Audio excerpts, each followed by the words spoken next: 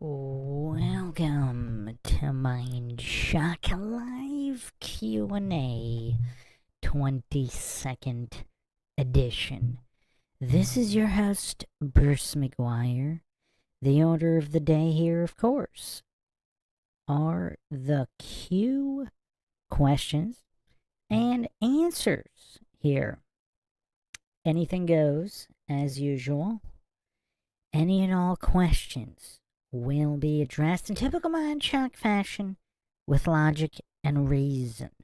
At the forefront, attempting not to fall for any logical fallacies unlike any other show out there. If you want to help support the podcast, you can donate to our PayPal. Just check the link in the description. Make sure you subscribe, like, and share Twitter, Facebook, Reddit, and Patreon. And patrons do get priority for case topic logical analysis. Co-podcaster requests. You could also be a guest in the podcast depending on your tier. Questions, comments, theories, thoughts, suggestions, rebuttals, debunkings of any kind. Leave them in the comments section. Or if you are with us here live, leave them in the live chat. I'll try to get to each and every one. If you are not getting your YouTube notifications, you can also become a free patron. Even the free tier will give you free notifications for all live streams. You can also help support Mindshock by becoming a YouTube member right here on YouTube, and we will have some YouTube members only streams as well. Welcome Les Xylophone and Flat Bob. Plenty of mind-shocking things in the news. I think Alex Jones just dropped a JFK bombshell on an alleged recording of, I mean, this one's pretty crazy, of the former executive director of the DNC, close associate of LBJ, Clifton Carter, admitting that LBJ hired Mac Wallace to assassinate JFK. I'll have to cover that in a dedicated JFK episode. The first episode, I actually did release an episode, logical examination of the JFK assassination, here on Mindcheck. If you haven't checked that out, check that out. I'll be diving deep into that new mind-shocking bombshell. It might be disinfo, though. Or, I mean, because I don't know how deep I went into it in episode 1, but apparently George Bush, I mean, who knows about the whole Zapata, was it Zapata oil or something? Apparently that was tied into the whole CIA thing and JFK. Now, again, it could be 2 birds, 1 stone, 5 birds, 1 stone. What's another curiosity is that Operation Zapata was a plan for the Bay of Pigs invasion, which was a covert op approved by JFK shortly after he took office in '61. However, it also is, Zapata is also a corporation, and which was Zapata Petroleum, and Zapata, that was Bush's original oil company. Coincidentally, I mean, do you guys want to see all the receipts here? Let's I'll put the receipts on the screen for the coincidence theories, because I know this sounds all crazy, but just the level of coincidence here. I mean, the coincidence theorists would have a field day just with the amount of coincidence involved with George Bush, the CIA, and the Zapata Corporation. I mean, you can't make this stuff up, people. If this was some kind of simulation video game and they were just dropping Easter eggs just for laughs. I mean, this is crazy stuff here. I'll put it on the screen in a second. Because, I mean, this sounds, I mean, it just sounds so crazy.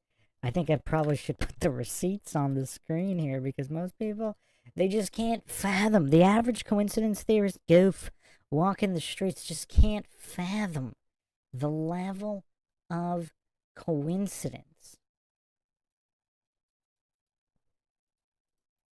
involved with all things JFK.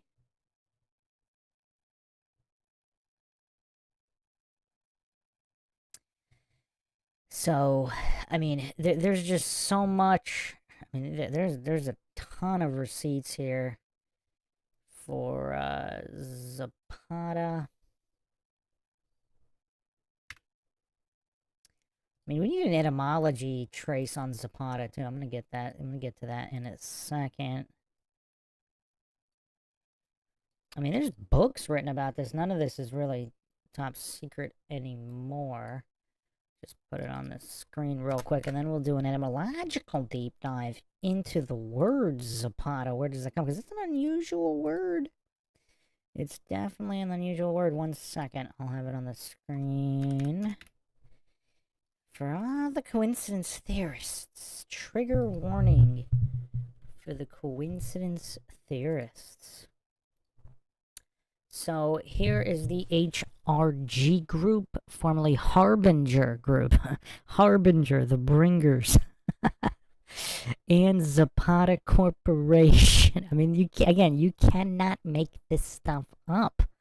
You have CIA helped Bush Sr. in oil venture. According to a CIA internal memo dated November 29, 1975, Bush's original oil company, Zapata Petroleum, began in 1953.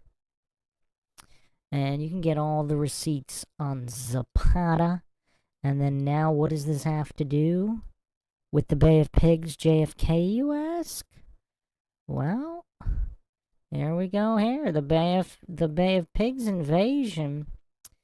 And this is Kennedy approved the Bay of Pigs plan, also known as Operation Zapata. I mean, again, you cannot make this stuff up. I mean, it's just the level of coincidence here. Just absolutely off the charts.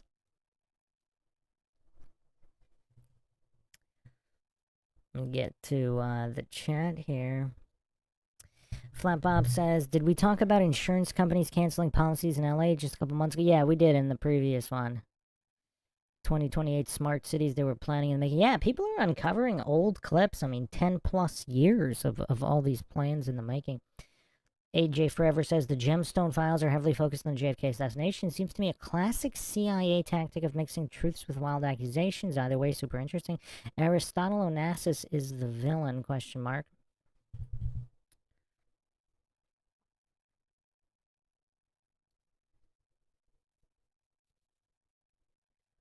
Les Xylophone says, the Bushes go back to Operation Paperclip. They're the family behind a bunch of messed up expletive. Oh, you really want to go back? Should I drop the biggest bombshell on the Bush family that's ever been dropped on YouTube, possibly? Who remembers this? Was this... I think I might have dropped this on the Occult NASA Patches stream that got shut down. Les Xylophone wants it dropped. All right, hold on a second. Let's... I kind of... I want to know the etymology of Zapata. What significance does that have? I mean, it sounds ominous. Ooh, okay. So Spanish for sabaton, a type of armored foot covering. Old French sapat, wooden shoe. Huh.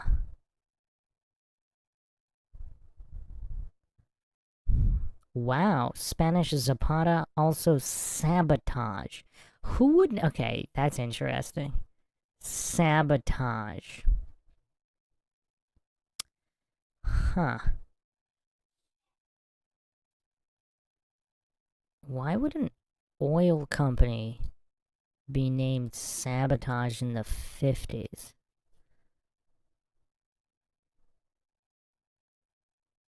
Truth Trollette says wooden clog dancing. Clark Rice in the chat. Zapata was set up as a corporate cover for CIA activities, ran guns to Cuba, operated paramilitary training in Florida. Zapata named after Mexican revolutionary. Wait, was that his real name? His real last name was Sabotage? Yeah, are you talking about Emiliano Zapata? Oh, you're talking... Oh, yeah, this is a long time ago. Born 1879. Huh. Leading figure in the Mexican Revolution. I would assume... Wow, there's a whole movement. Zapatismo.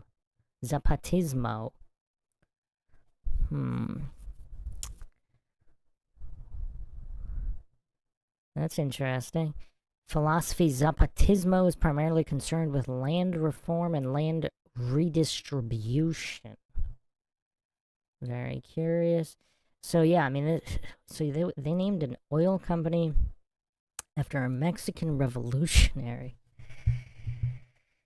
who just coincidentally happened to have the last names that means sabotage. I mean, again, is this all a simulation? Is it all a simulation? All right, let me drop this major bombshell. I believe the only other place it's ever been dropped on YouTube was my occult NASA patches episode. I don't think anybody wants to talk about this. Let's see if I still have it. Oh, yes, I do. Yes, I do. Wow. Okay, they're not labeled here. Wow, this is going really crazy. Okay. So, wow, there's a lot of connections here. I need to find this is like an old blog post from the 90s that originally dropped this. Okay. So I will drop this image right here. What does everybody see here? Any familiar faces?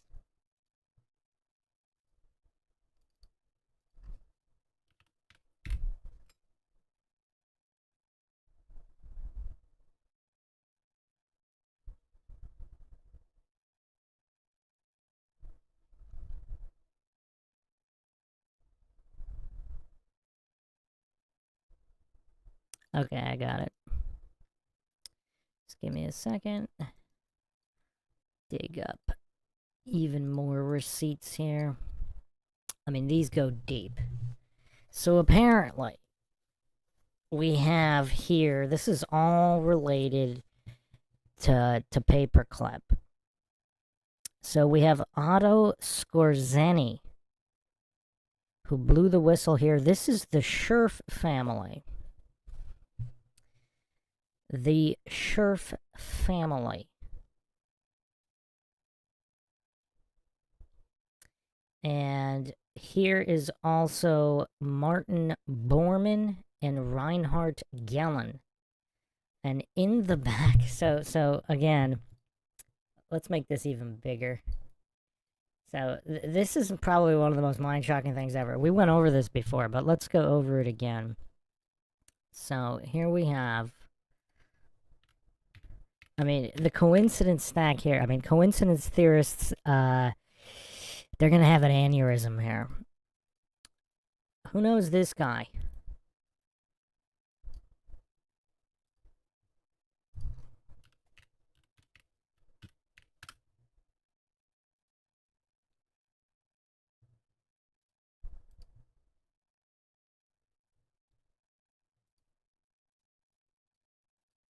Any guesses on who this guy is?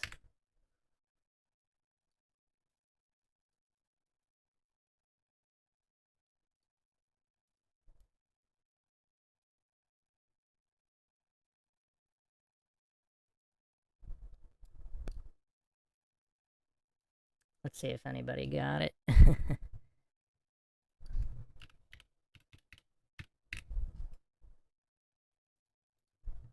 Okay, everybody needs to get strapped in here because this is this segment right here. I've done this segment before. That's not not circled. This segment is the biggest coincidence stack in the history of the internet here, because we got Dave Scott, 83 Devil Dog, Court of Public Opinion. Don't worry, I got all the receipts coming up in a second. I got all the receipts here. I mean, this is gonna go. This is going in the record books as the most mind-shocking episode ever. I went over it briefly, I think, on one other podcast, possibly the Occult Patches one. Maybe that's the real reason it got shut down and not the actual Occult Patches. Is there any doubt as to who this guy right here is? This is Joseph Mengele.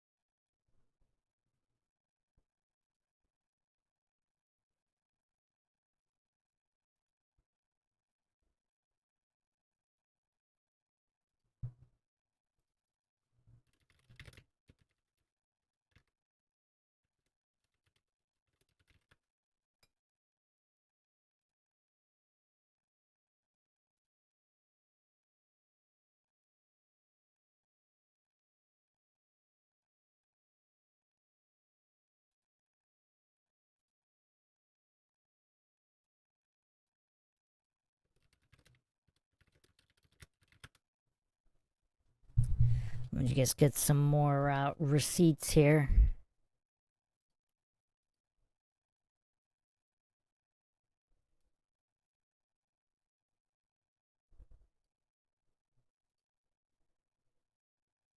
Yeah, I'm gonna go over who else is in the photo here. I'm just getting photos for comparison. I wasn't planning on doing this right now, but might as well. Might as well get the stream shut down.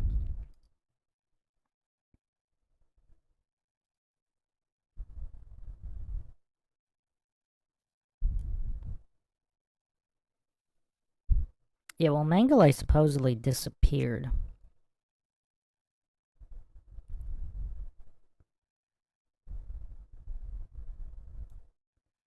I'm gonna get all the receipts for all these people. The coincidence theorists are gonna run for the hills here. For the hills.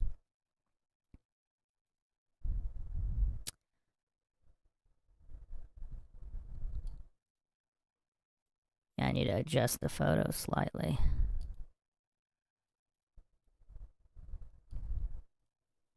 Alright, the next individual we're gonna go to is this guy on the left.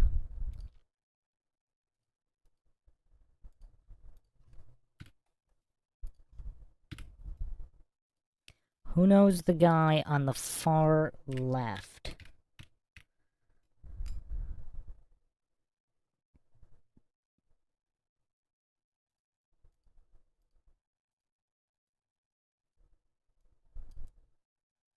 Who knows this guy over here? Who's this guy? Any takers here? By the way, I don't believe anybody has ever shown this photo before, except here on Mindshock. This was one from the 90s GeoCities archives before the internet got purged of all this stuff.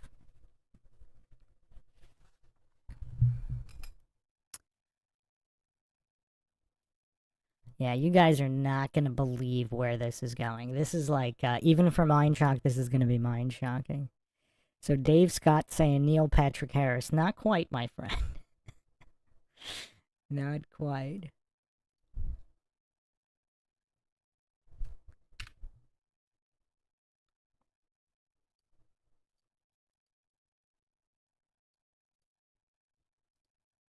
I just want to make sure I get these other photos here so there is no doubt as to who any of these individuals are. Even the coincidence theorists won't be able to cope here. Even the coincidence theorist cope will not be available. This is none other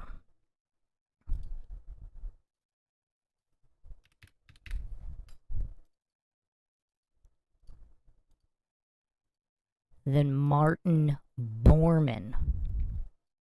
So this is the head of the Nazi Party Chancellery. I mean, he's a bit younger here. Maybe I should, yeah, we need a younger photo for the coincidence theorists.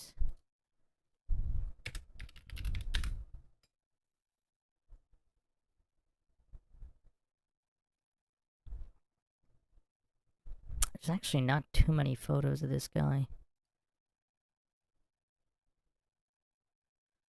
There might not actually be that many photos of this guy when he was younger.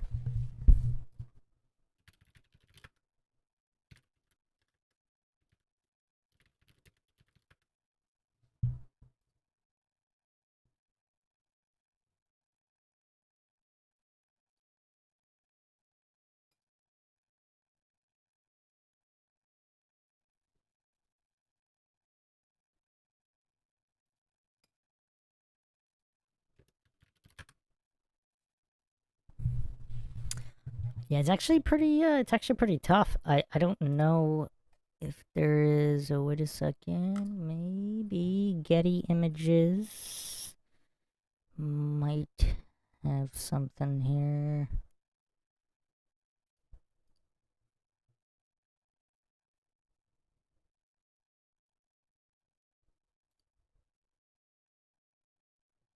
Okay, maybe not.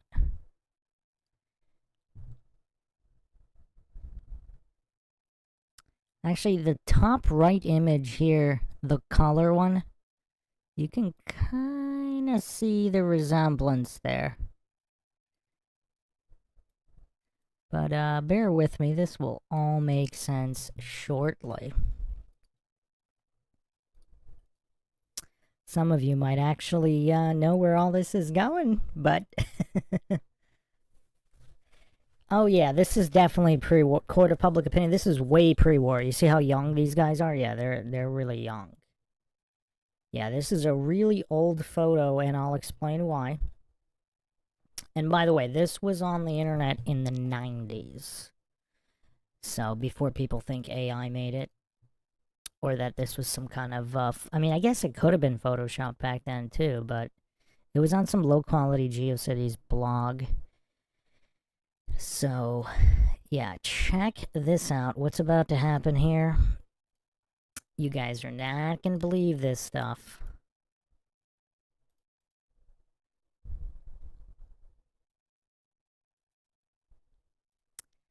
I mean, there's just, there's so many here.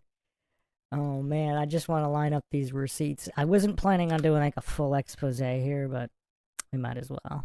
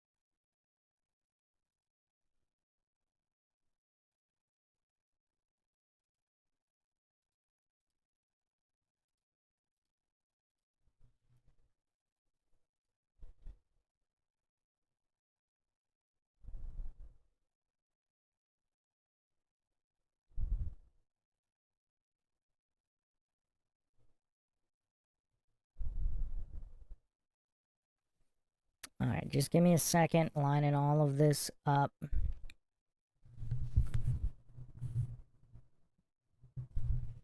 So the guy on the bottom, in front on the bottom with the kids, who knows who this guy is?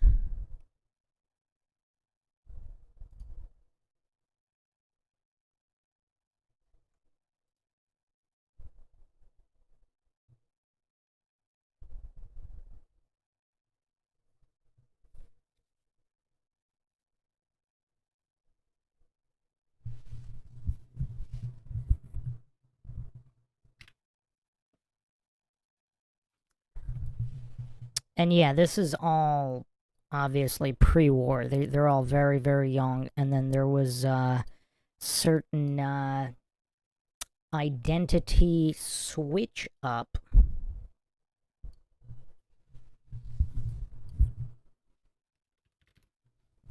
I mean, the amount of receipts that are incoming here, just prep yourselves. It's going to take me a couple seconds to get this all lined up, but the receipts are getting prepped. This is Reinhard Gehlen, Hitler's super spy. So this is this guy. See how, look at the forehead? I mean, obviously he's younger, a little plumper when he was younger, but you can see the forehead is quite large. Same forehead here. I can try to get more photos from the side, but it's really hard to find photos of any of these guys when they were young. So, yeah, apparently this guy went on to work for the US during the Cold War. So, this is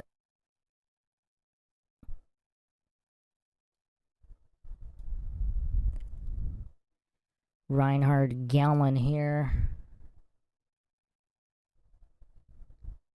I'm gonna see if, yeah, I can get an image from the side so you can see that this is this guy.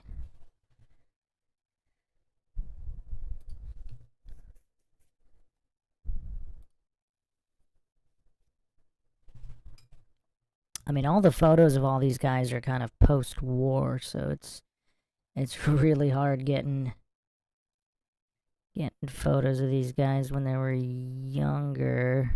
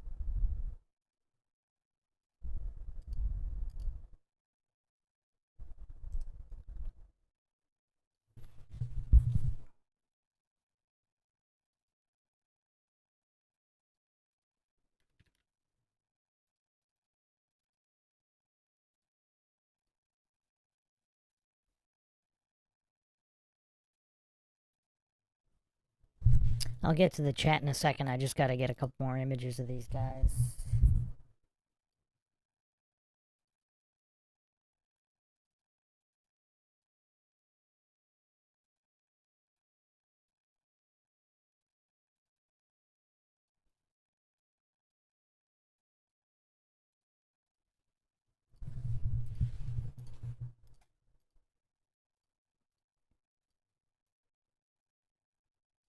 So you could see the pronounced nose and even the cheekbones. Obviously, he was a little bit plumper in his youth in better times, but yeah, post-war. That's the guy. You also see how he looks a little bit different in these two post-war photographs as well, so he does look a little bit different at different times.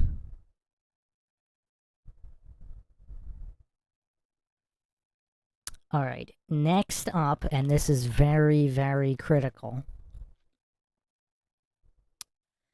There is Otto Skorzeny, one of the most fascinating personalities. I mean, this guy.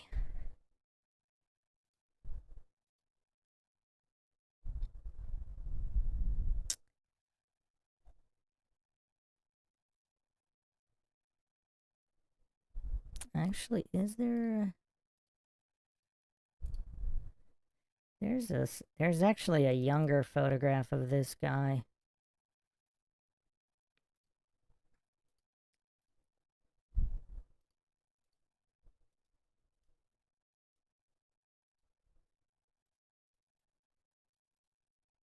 Not that much, I mean, not that much younger, but better than most of the post-war stuff here.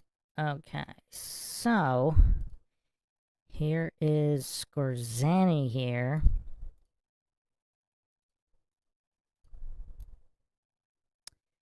On all the way to the right. Kind of hard to tell, but again, you can see the nose is quite prominent. The nose is the identifier here in all of these photos.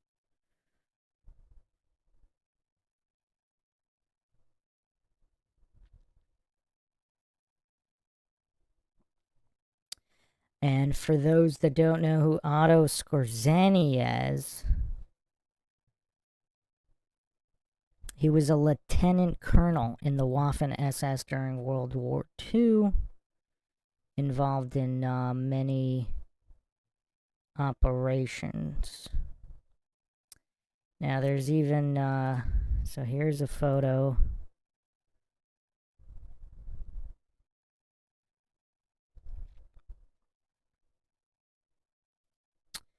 Let me get this photo here.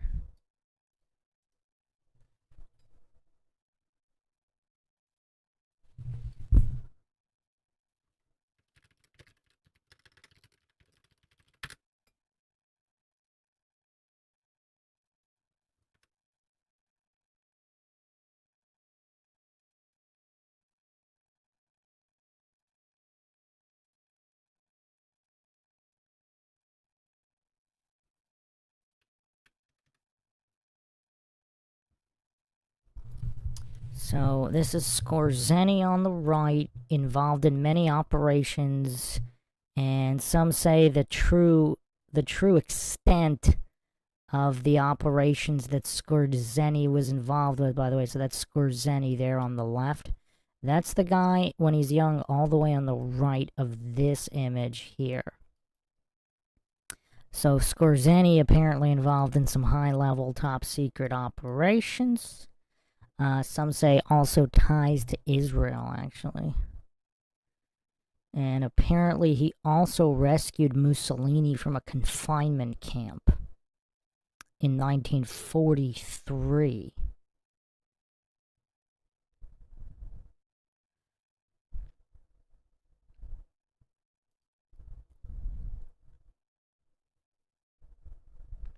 He was actually known as, quote, the most dangerous man in Europe, end quote. So after World War II, he went to Argentina and became a bodyguard for Eva Perón. This guy had a curious life, didn't he?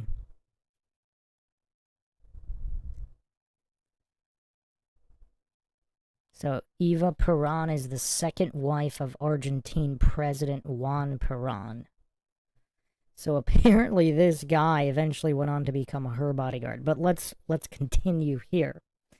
So in the centerpiece here we have, well, let me make sure I got this all lined up here.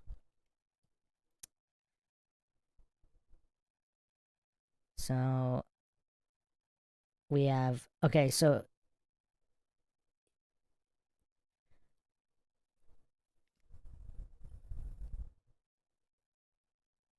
just 1 second here. I mean, this is all going to completely unravel. I mean, the coincidence theorists are going to run for the hills. So, I mean, this is going to get really, really crazy, actually. Oh, man. Oh, man. I mean, nobody's going to be prepared for this, man. Ah. This is definitely, this might be the most mind-shocking episode of Mindshock ever. I mean, we're getting really, really crazy here. Oh, man.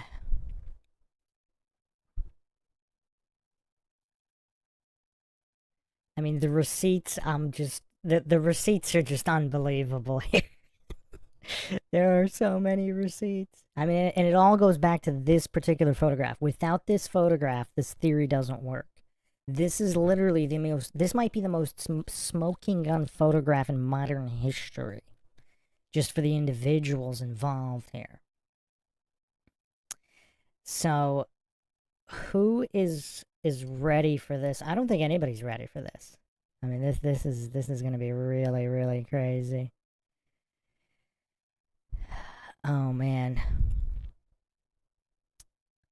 Also, by the way, Skorzeny was also Hitler's personal bodyguard. So he came to the U.S. after the war under Project Paperclip, but also, and then afterwards was in Argentina, the bodyguard for the president's second wife. So, Skorzeny, okay, before I get there, I mean, wow. Right, how much more receipts do we need here?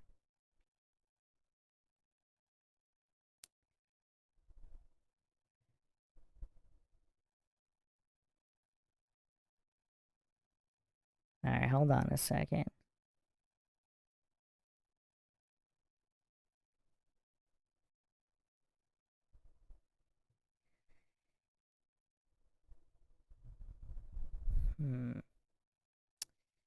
Oh, man. Okay. Alright, let's get to the biggest smoking gun here. Who's the guy in the middle? Anybody recognize the guy in the middle tying all of these individuals together?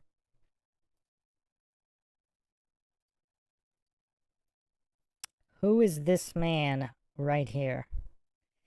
Who wants to take a guess? Breaking the internet here.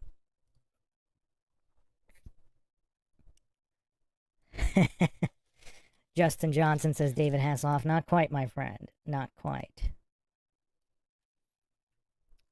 Who is this guy here? Uh-oh, somebody knows this theory. We got Aaron in the chat here. AJ Forever says, no offense, Bruce, but Nazis hanging out with other Nazis, isn't that mind shocking? What am I missing? You're missing the guy in the middle. You're missing the guy in the middle. This is none other than George Bush Sr. Now, there is no shortage of photographs of Bush Sr. when he was younger. Here's a photo of Bush Sr. with his family here. I'll put it up in a second.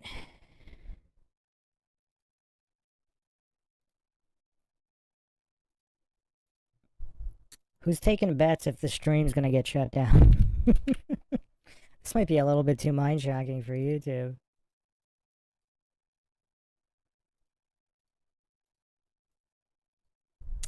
Anybody recognize this guy in the middle here? Quite a pronounced face.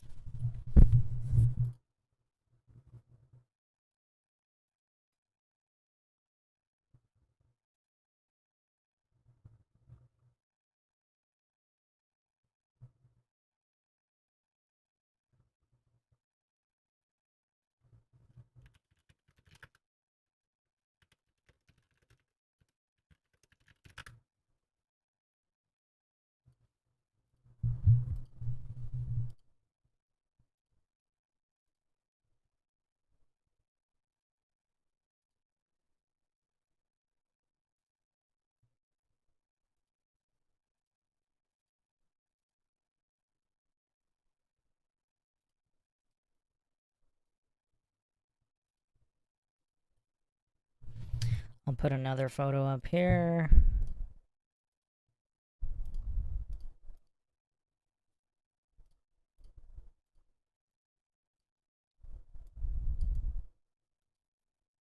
Again, when you look at the nose of all these guys, the noses kind of match up. Slightly different haircuts, slightly different amount of fat in the face. Some of them are more baby-faced here because this is quite a bit of time before the war. But you can see that their noses all match, and their facial structure is very, very close. All of them match up quite close. So, are we going to break the internet further? Because this is actually only scratching the surface. Yeah, the hairstyles are slightly different, but keep in mind, we don't really have a date for this photograph.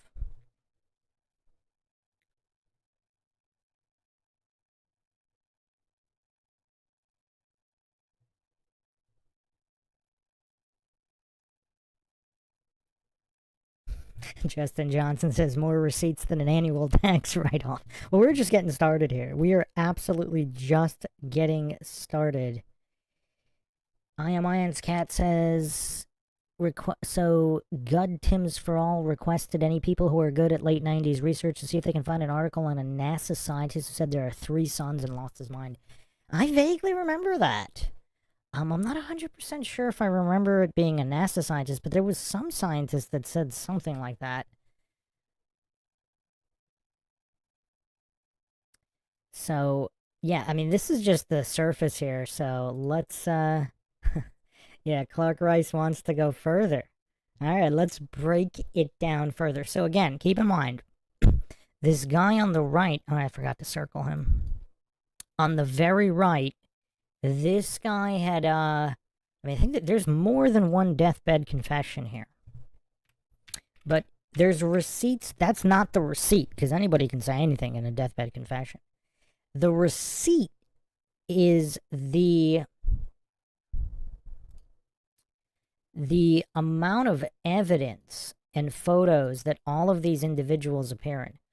So this is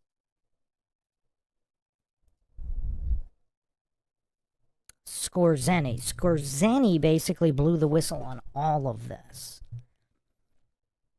So Skorzeny died in 1999.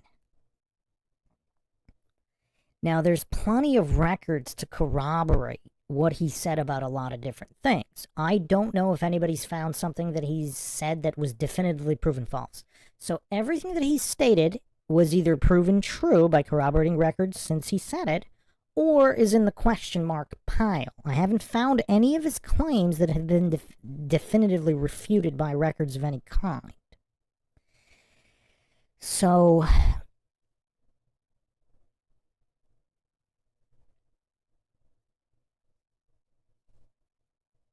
Bormann became Hitler's second in command. So this is the guy on the far left, Martin Bormann. Some people say Bormann was actually working for the CIA, and he's the one that caused the Nazi stand down at Dunkirk that cost them the war. So who knows what was really going on and who was playing who for what. Some people think Hitler himself was MK Ultra and part of Tavistock, which we actually went over. I don't know if you guys are ready for this one. Did we go over this? Oh man. Do you guys want to do a quick aside on British MK Ultra Adolf, or do you want to keep going with this? Cuz I got the receipts. I got the receipts on those too. Who Okay, are we going to continue with the Bushes, or do people want MK Ultra Adolf? The people in the chat will decide. I mean, we'll do them both anyway. It's just whatever you want to do first.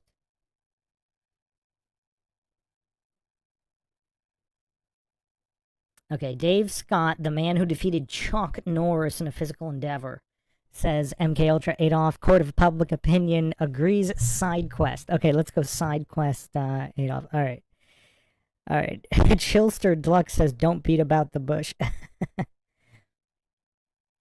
All right, so let's just do the quick Tavistock aside. Oh man, this is so crazy. All right, hold on a second. Let me get the receipts on this queued up.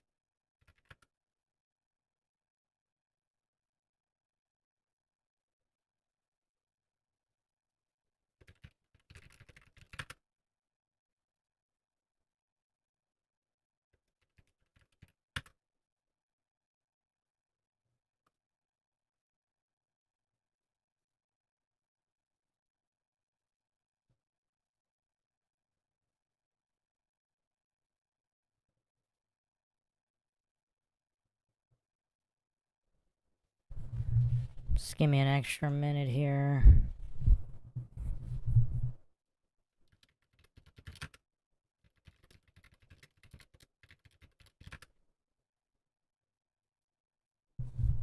All right, here we go.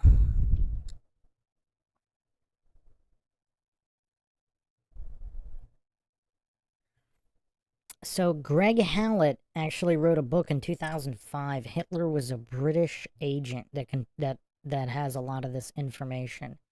But this was actually, most of this was all of this info is predated the book by a lot.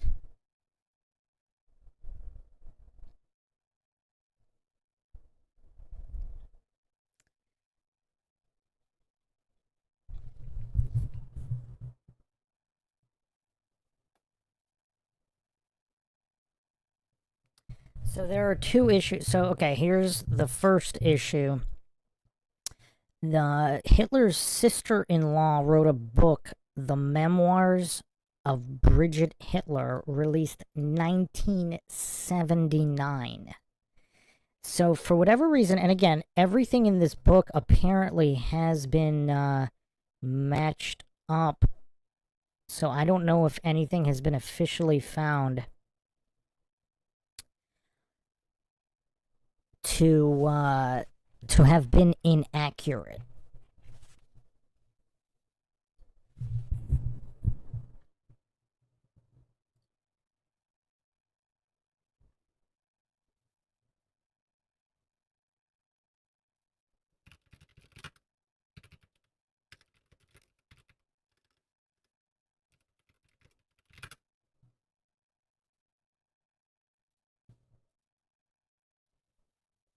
So this book has one smoking gun.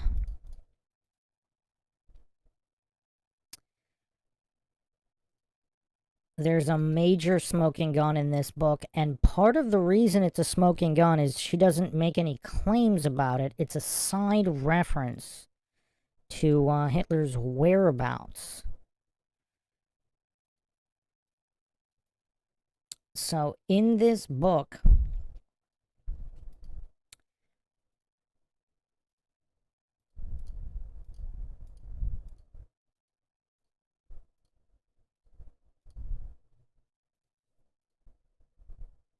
it is mentioned that Hitler was in the UK, or he was in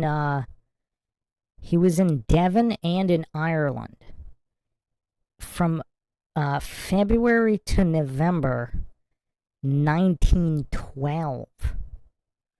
That's very, very curious, isn't it? So she mentions this.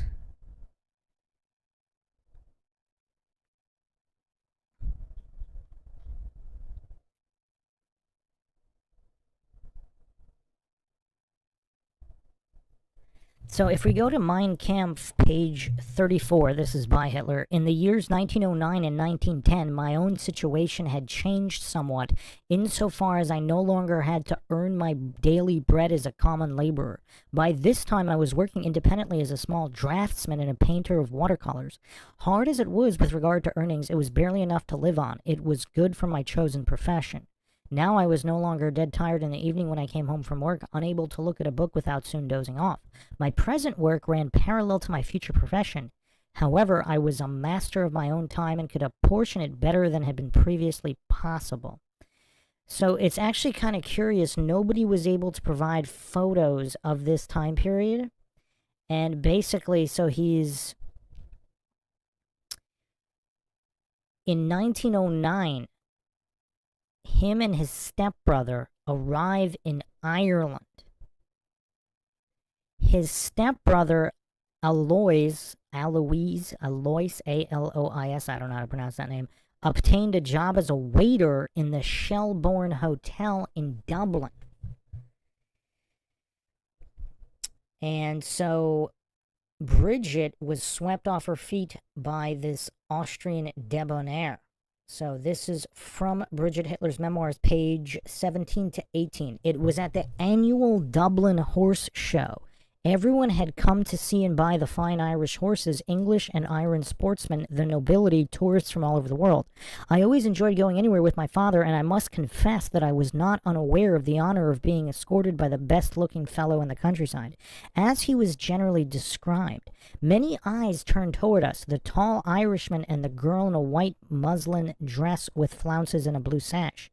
My white hat was ornamental with ostrich plumes, and I carried a parasol. This was the year 1909.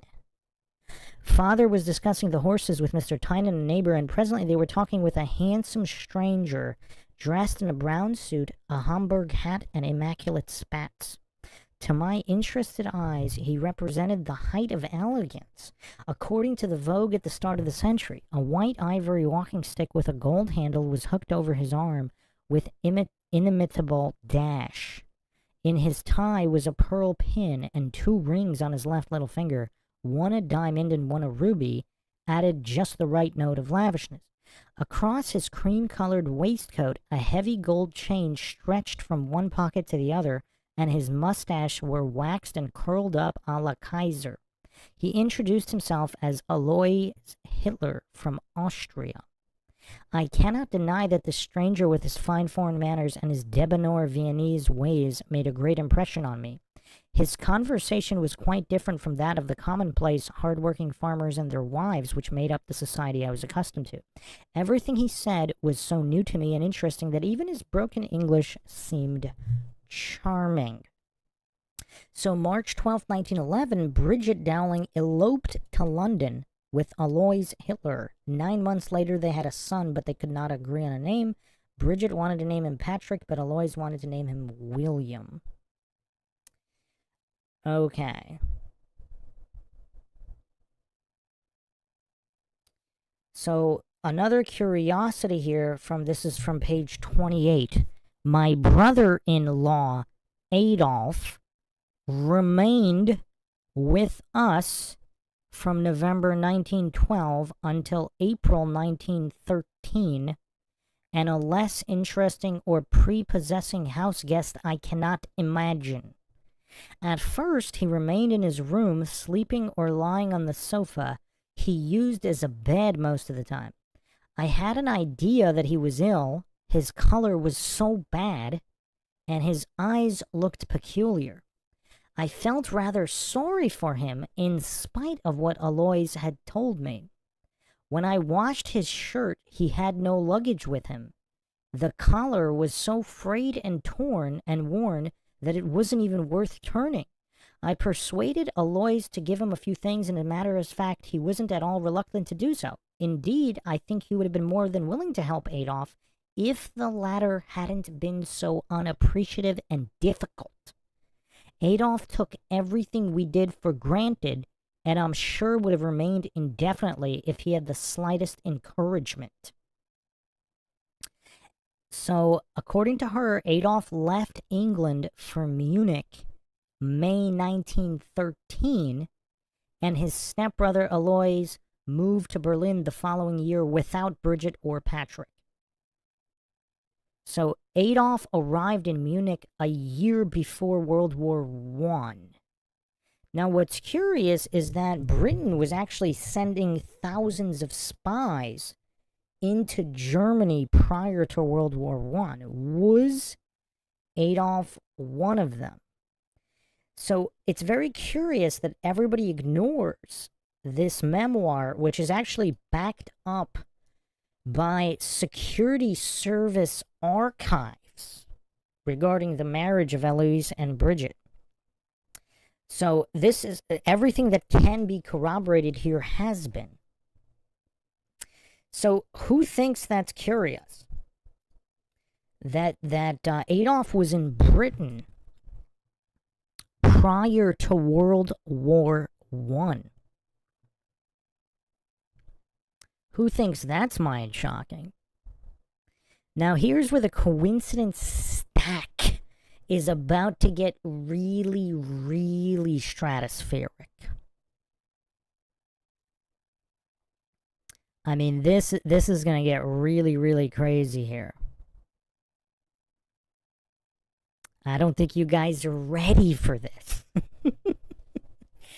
I mean, okay, and all the receipts are coming. I mean, the amount of receipts here. I mean, these are bold claims, but the receipts are just absolutely insane.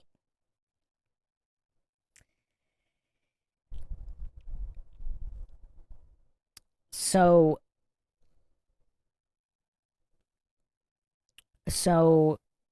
Adolf was elected chancellor in 1933, but prior to that, during World War I, Hitler was actually captured twice. Not once. He was captured twice. So that's really curious because apparently he was just let go and unharmed for no reason by the British. So who thinks that that's strange?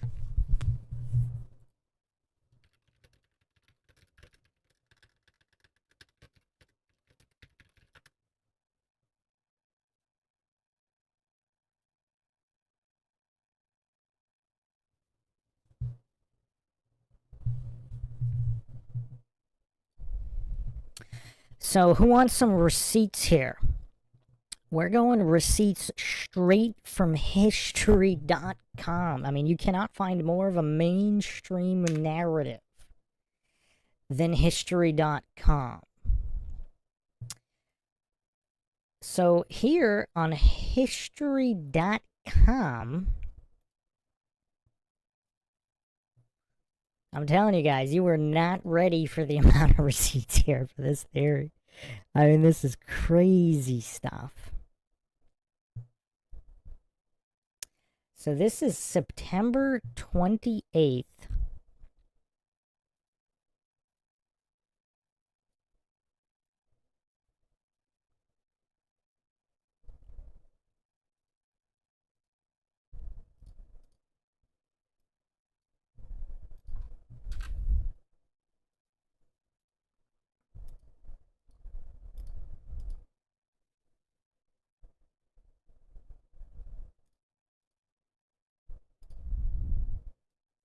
British soldier allegedly spares the life of an injured Adolf Hitler.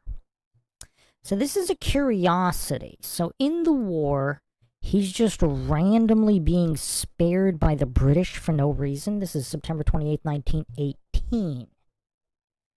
Private Henry Tandy, a British soldier serving near the French village of Marcoing, reportedly encounters a wounded German soldier and declines to shoot him, sparing the life of 29-year-old Lance Corporal Adolf Hitler.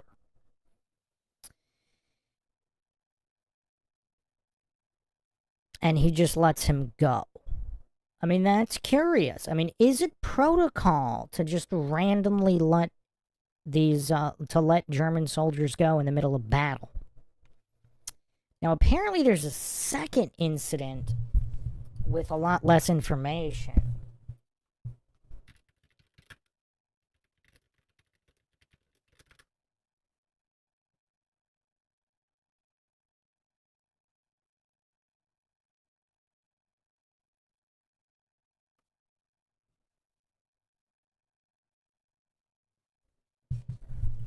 Yeah, supposedly there was another incident. I'm trying to remember. I can't find it here.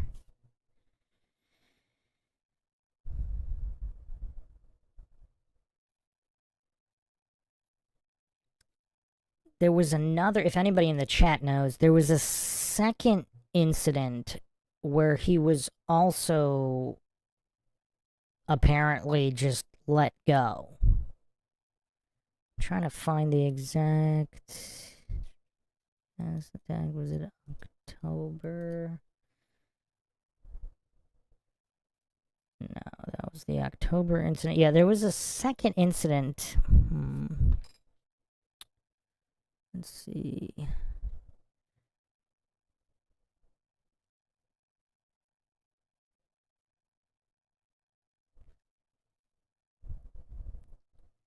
Yeah, I don't have the details here on the second incident. If anybody in the chat knows, apparently there was another, he was captured another time and just randomly, inexplicably let go.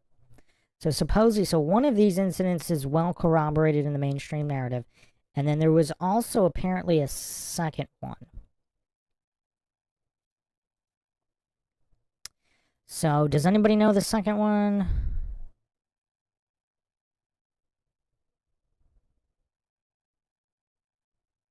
Apparently he was captured and just randomly let go. So if he was some kind of a British operative, that would make sense, because why would they kill their own operative? I'm trying to find the receipt on the second incident, but I don't have it here. Let's see. Okay.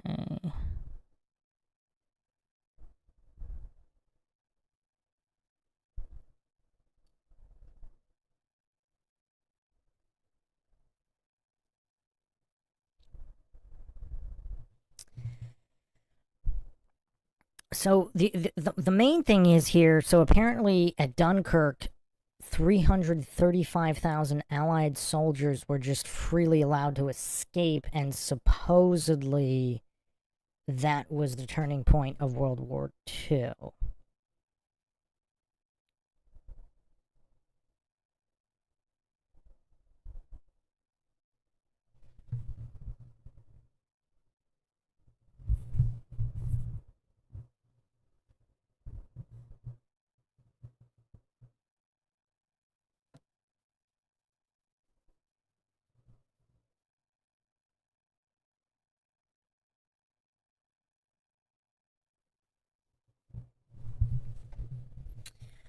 Also, apparently, so Alois Hitler was supposedly Rothschild's son, and his third marriage was to his niece Clara, who became Hitler's mother. Now that story is disputed, of course. So yeah, he was a runner during World War One. He was captured twice by the British. So on both occasions he was spared and let go, but I can't find too much information on the second occasion. Again, if anybody in the chat knows, feel free to drop it there. But apparently he spent all these months in Britain. Now let's get to the real Mindshock here.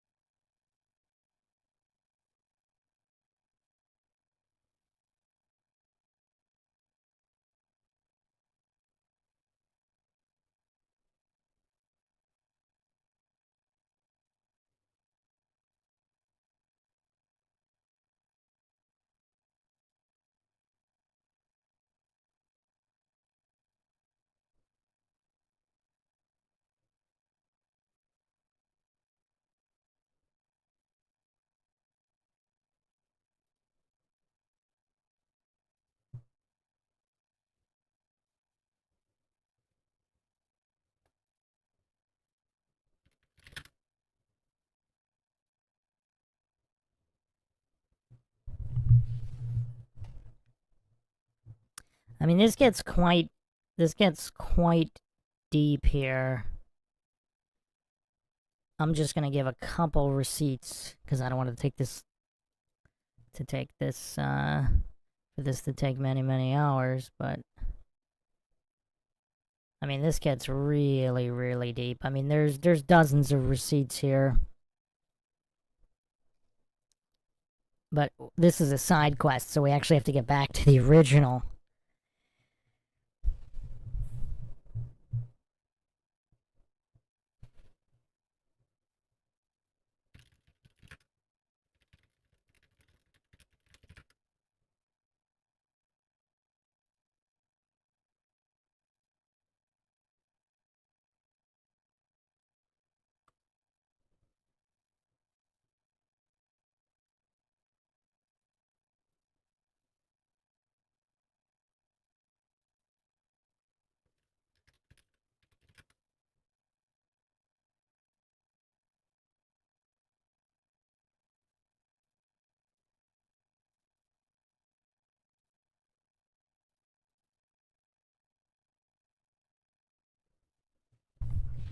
I'm just getting the final receipts in order here.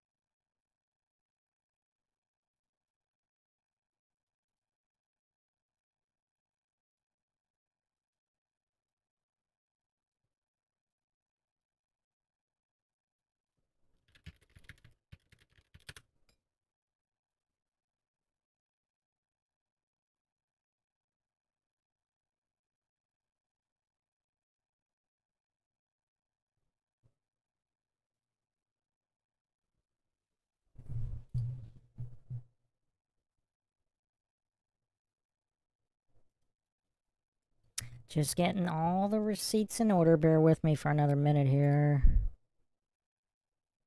This is going to be very, very mind-shocking. I don't think most people have seen any of this stuff before, so just give me another minute or two.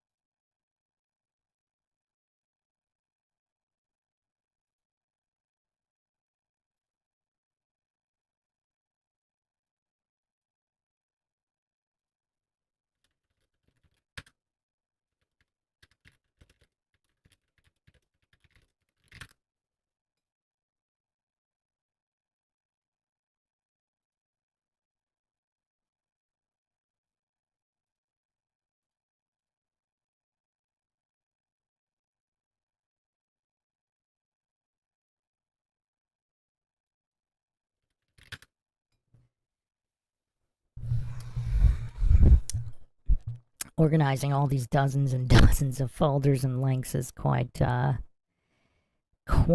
undertaking. I have a backup here that I gotta go to because it's not coming up, but I do remember I actually recently backed up a lot of this stuff, so it will take a few minutes though. Finish this side quest here.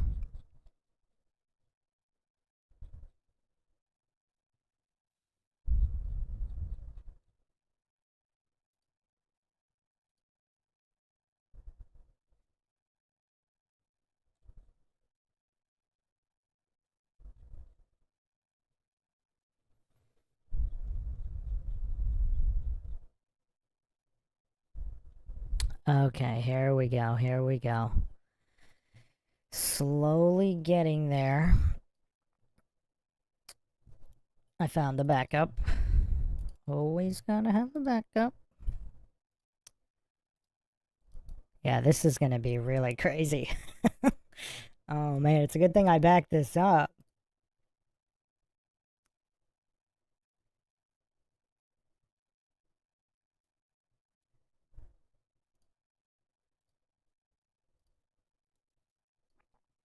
So let's go to actually before we okay, I might as well continue here.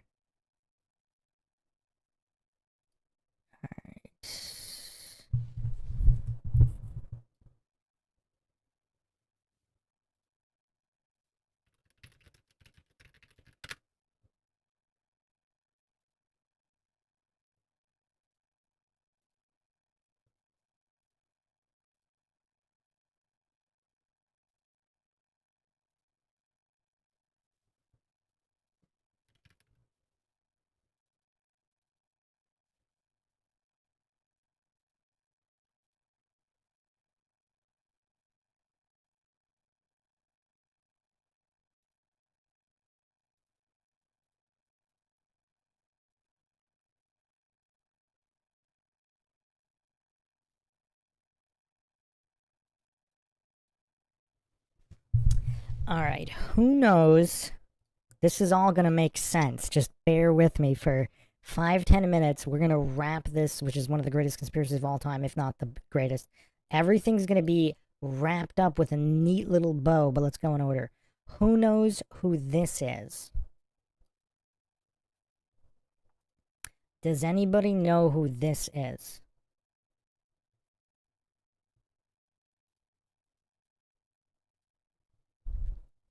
No, that is not Jackie O.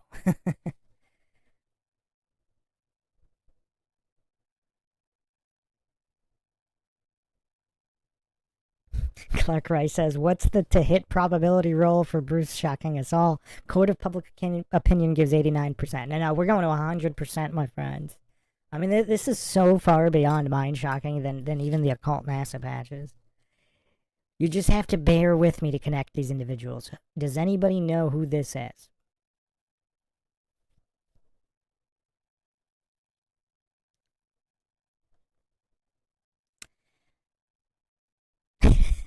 Pinto Sack says waist looks too small.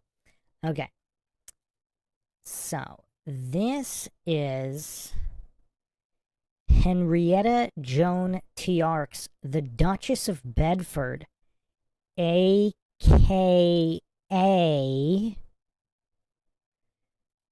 the Duchess of... Anybody care to take a guess? Who else? This is the Duchess of Tavistock. Now let's go to Exhibit B. So this is her when she was young. Does anybody know who this guy she's with is? Anybody want to take a guess?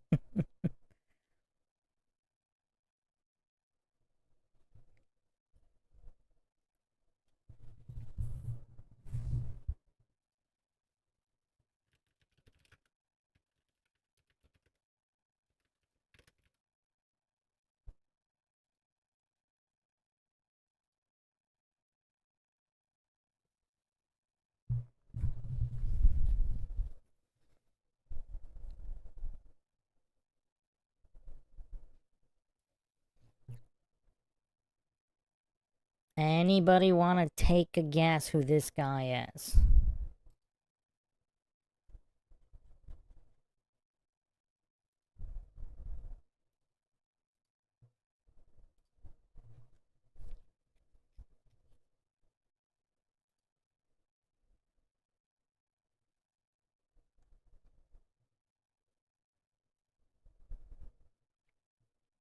Bueller. Bueller. This is going to break the whole internet once all of this is connected. I don't think anybody's ready for this. Nobody is ready for this.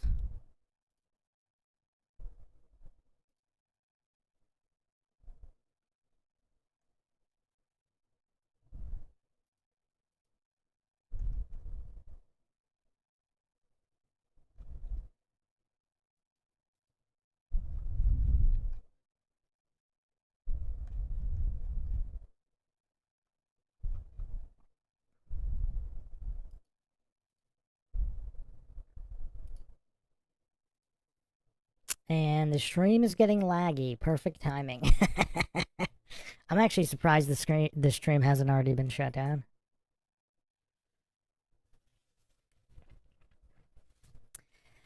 People are saying Carrot Top's dead. Not quite. Not quite.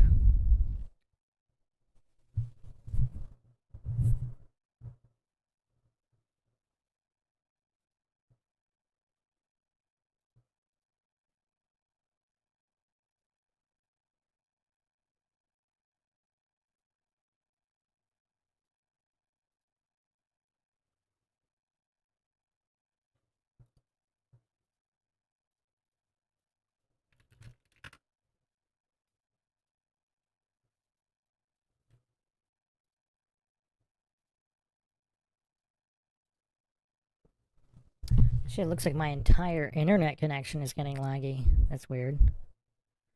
The heck is going on here?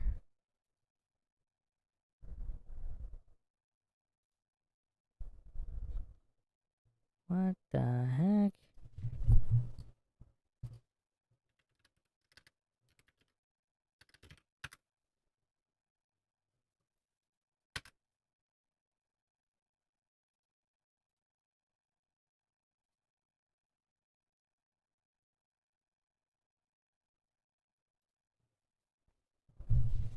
Are we back? Are we back? Why is this so slow?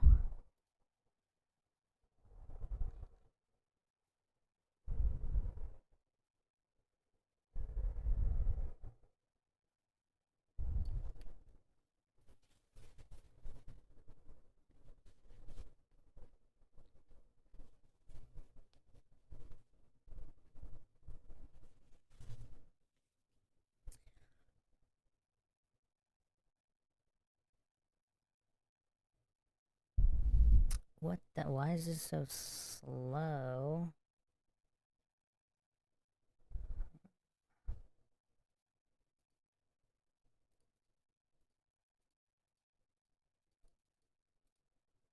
Everything's freezing up here.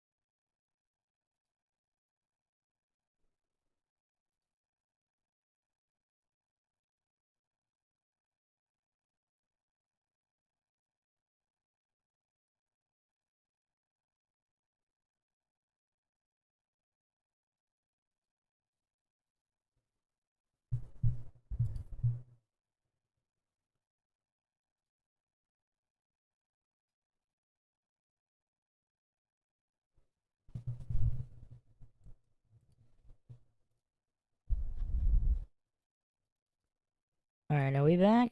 Are we back?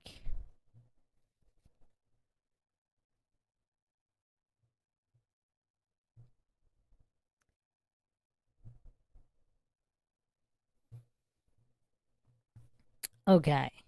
I think we're back. Is it working? Here's the Mindshock. Okay. Oh, well, mine was frozen on my end. Okay. It looks like it's back. Alright. That was quite coincidental because I was about to just drop the biggest, the biggest Mindshock yet. Alright, let me drop it before we cut out. This is FC Tiarks, the managing director of Schroeder Bank, also a director of the Bank of England. This is Hitler's banker. This is his granddaughter.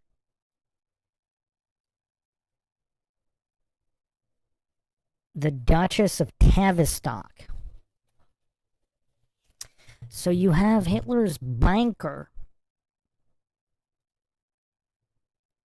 head of these banks in England, bankrolling Hitler himself. And why was Hitler himself in Britain and then let go just randomly in encounters?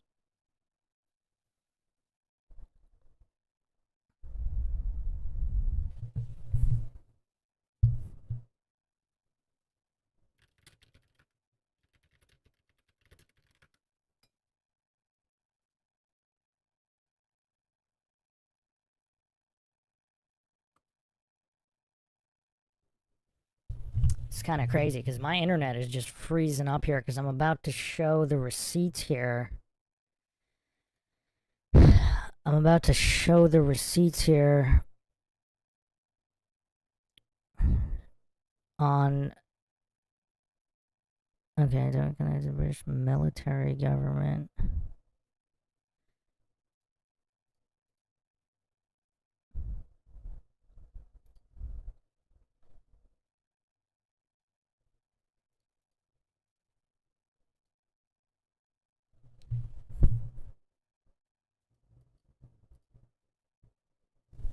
Man, this is slow. Why is this so slow?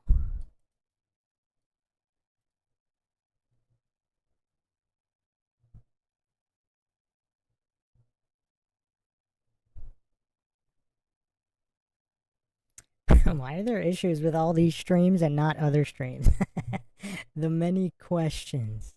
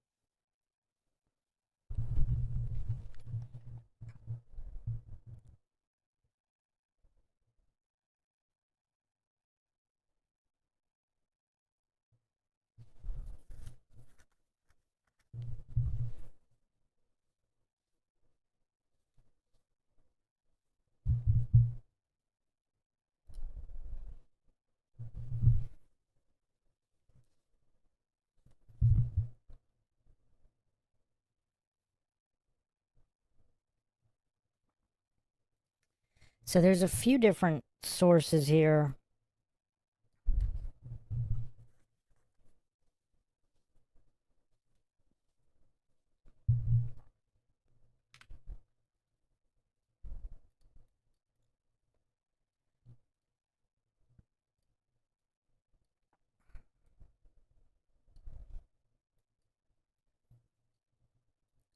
I mean, I don't know if it's actually controversial or anything with all the information that has since come out with British and American banks, but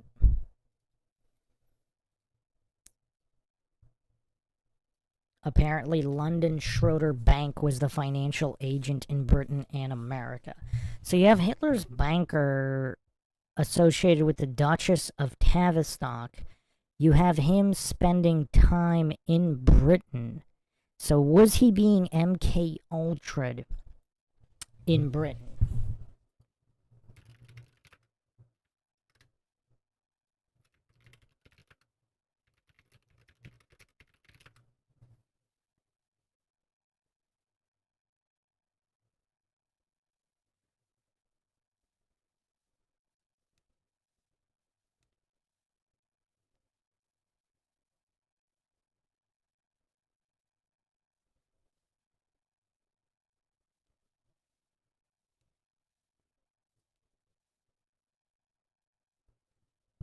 Now, Tavistock was the precursor to MK Ultra experiments.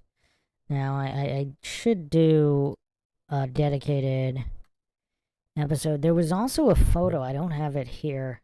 There was actually a photo of a young Hitler with a British MI agent, and I don't have it. It was in some old book, which was kind of curious on why. Because apparently there was also, again, I don't have the receipts for this. There was supposedly a second trip to Britain when he was younger. And I don't know if I have a backup of that source. When he was maybe 12 or 14, somewhere around there. There was some kind of British guy, and there's a photo of him with this British guy who was an MI6. And yeah, that, unfortunately, I don't have the receipt for that anymore. I might have it somewhere, but I hate to even mention it. It's just, it's kind of sort of relevant. But we have all these receipts here, and then it's time for the big one. All right, so that was our little side quest on his time in Britain and him being let go and his banker being connected to the Duchess of Tavistock. Okay. So now, here is the main smoking gun here, which is, of course, George Bush Sr. So what do we have here?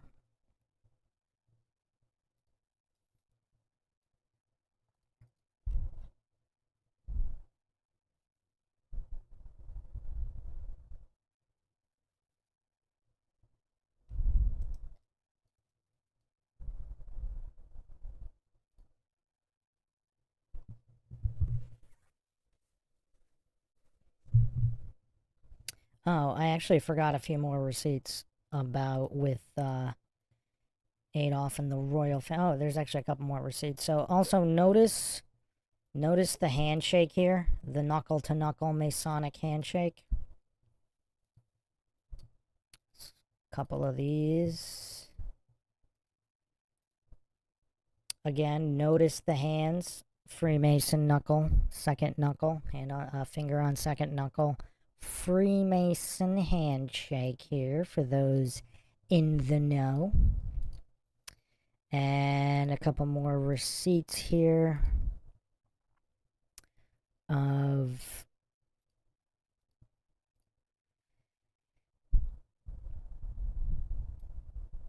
Hitler and the Brits. The guy to his right is an MI agent as well. I don't know if they released his name. I think they did. And here is Duke and Duchess of Windsor. So notice how he's not using the knuckle-to-knuckle Masonic handshake here. And so these are photographs from the family archive that have since been released that were not released for many, many years.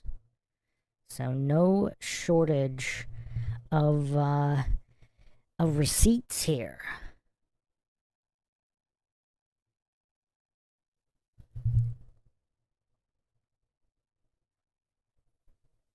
All right, so now that the side quest is over,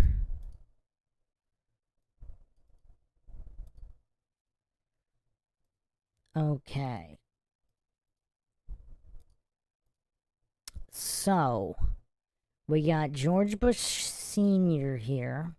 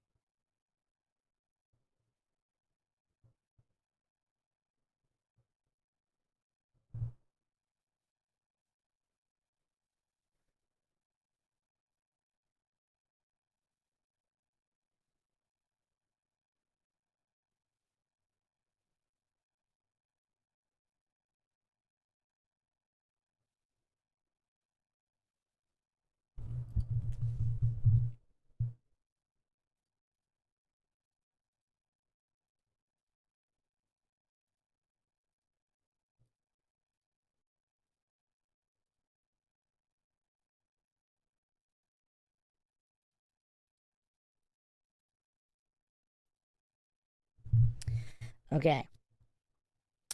So, oh, and by the way, part of Paperclip, Skorzeny here and Bush Sr. merged Nazi SS intelligence with the OSI, which formed the CIA, which is actually very curious, is it not?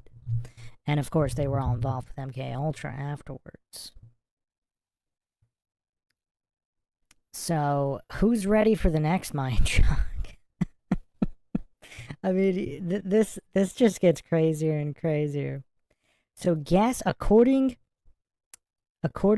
to Skorzeny, guess who was Nikola Tesla's personal assistant?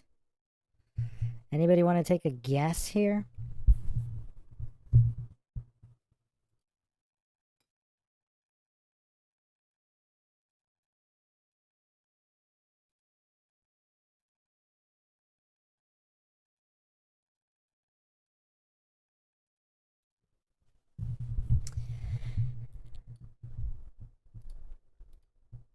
None other than George Bush Sr. So here's Nikola Tesla. So according to, again, this is according to Skorzeny here. Now this is King Peter II of Yugoslavia with Tesla, July 15th, 1942. Now Otto Skorzeny says that George H. Sherf Sr. was Tesla's assistant. And that's quite curious. That's definitely curious. This would have been in 1914.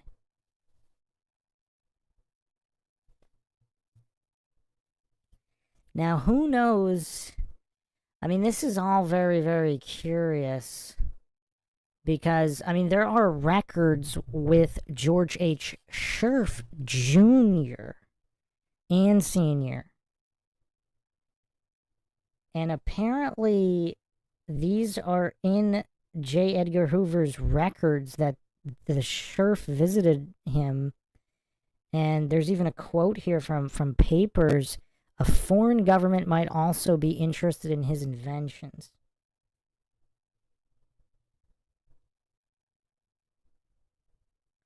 And these are all FOIA files of George H. Sherf appearing in connection with Tesla. So that he was either his assistant or private secretary. I mean, this is all very, very mind-shocking stuff.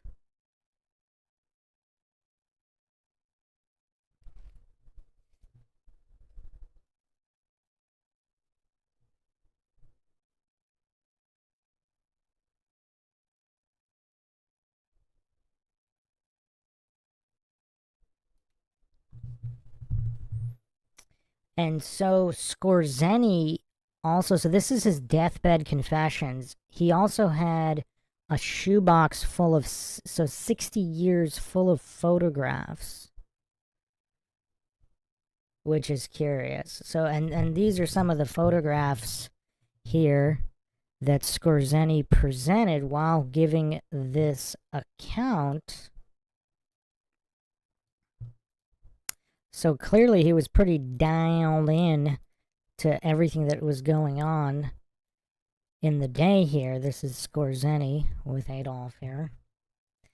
I mean, he seemed to have provided a lot of receipts here.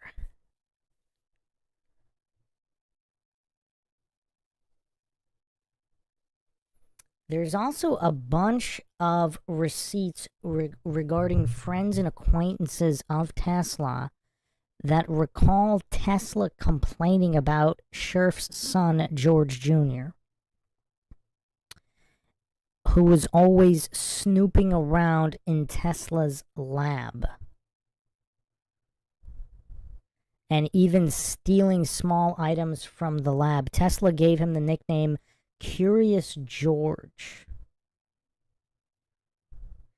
And Skorzeny's deathbed confession was to Eric Berman in Miami, Florida.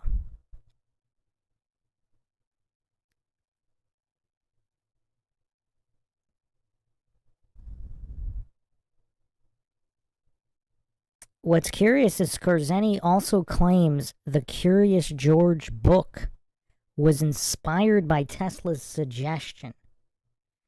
And the day before, this is another one for the coincidence theorists, the day before the theatrical release of the Hollywood production of the Curious George feature-length film, Alan Shellac, the originator of Curious George, was found murdered under a pile of plastic garbage bags in his driveway in Florida at the age of 76.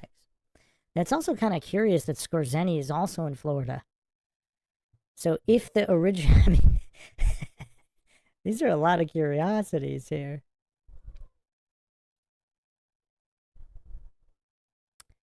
A lot of curiosities, no doubt, here. So Skorzeny's claiming that the true identity of George H.W. Bush was George H. Sherf Jr., the son of Nikola Tesla's illegal immigrant, German-born accountant, George H. Sherf Sr. So these are the claims of Otto Skorzeny.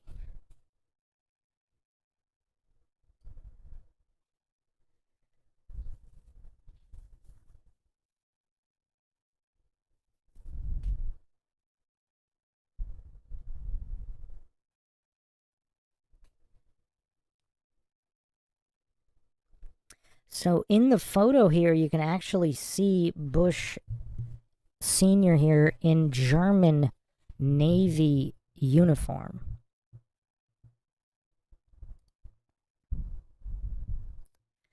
And Skorzeny claims that Sherf enlisted in the U.S. Navy as George H.W. Bush.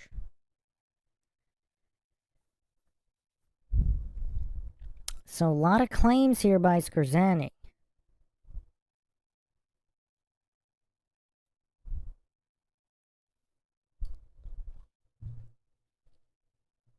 So were the Bushes previously the Sherfs, and then they changed their names. Now it gets even dicier because there's an interesting individual here. I mean, this just keeps going and going, doesn't it? I mean, this is nonstop. So apparently, there's this unidentified individual that coincidentally happens to look like Bush Sr.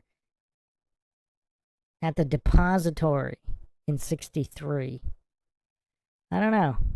Is this guy Sherf, aka Bush Sr.? I don't know.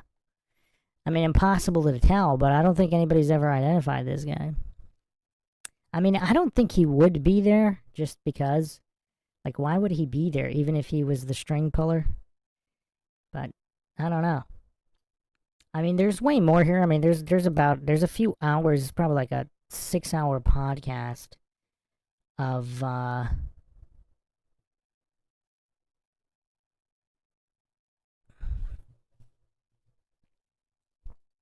receipts here. I mean, there's so much more. I mean, most of these are on since deleted websites.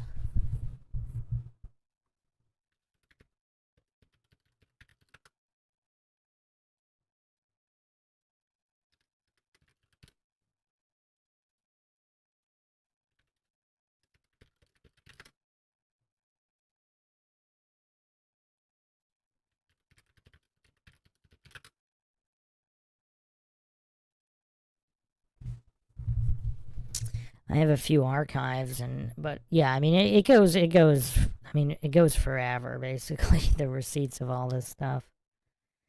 Um,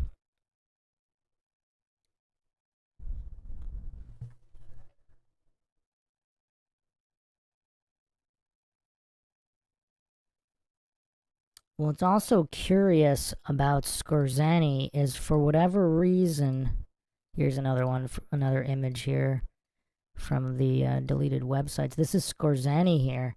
He was acquitted at Nuremberg, which is curious, isn't it? So Hitler's own bodyguard.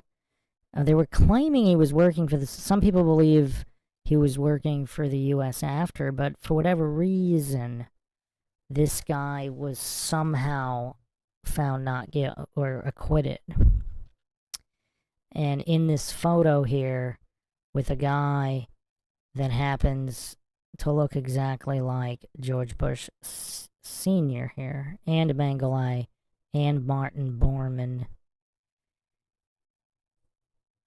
and Reinhard Gehlen here. I mean, this is all very, very curious, is it not? I'm actually surprised the stream's not already shut down. Who's...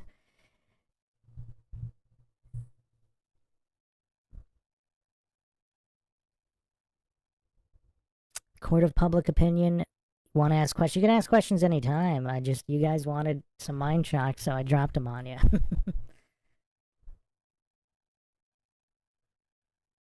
Justin Johnson asked, have you seen the letters that some got at Bush's funeral? No, haven't seen that.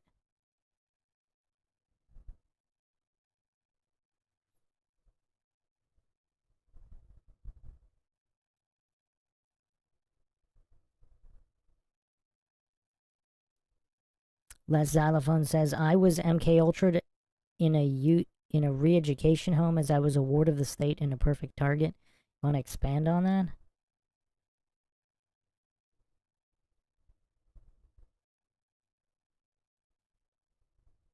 Clark Rice said Ghislaine Maxwell's dad is in that pic. Which one? The pic with Hitler and the royal family? Flat Bob wants to know about the interdimensional shape-shifting, fire-breathing Bigfoot.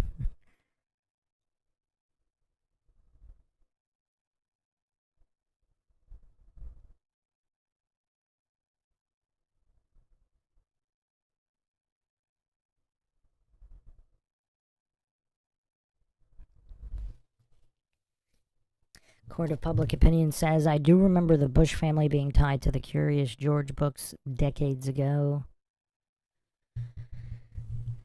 Flat Bob says, okay, Bruce, I think I understand, but just in case, tell me the whole thing all over again because I wasn't paying attention. I don't think I feel like doing that.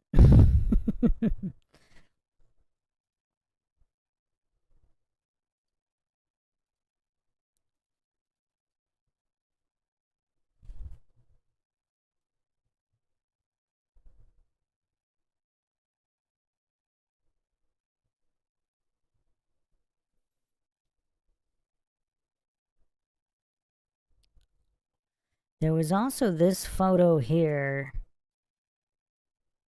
coincidentally cropped, but this was in 1997 of Otto Skorzeny with Hitler at a lodge in Montana, August 27th, 1997 here.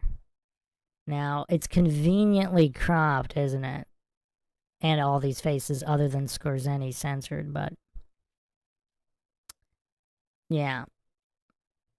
Make of that what you will. These are Skorzeny's claims.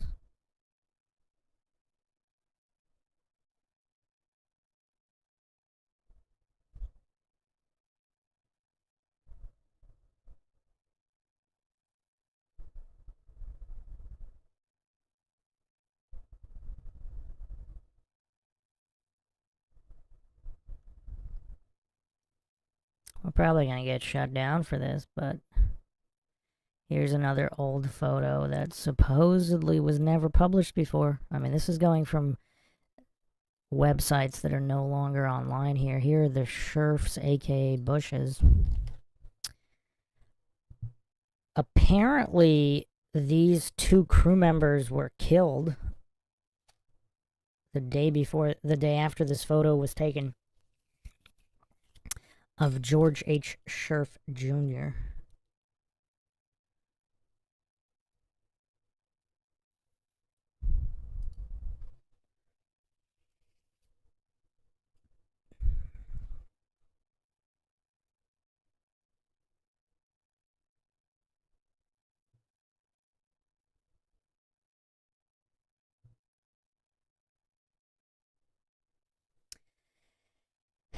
A lot of claims made in some of these old theories. All right, who's ready to go to a new topic?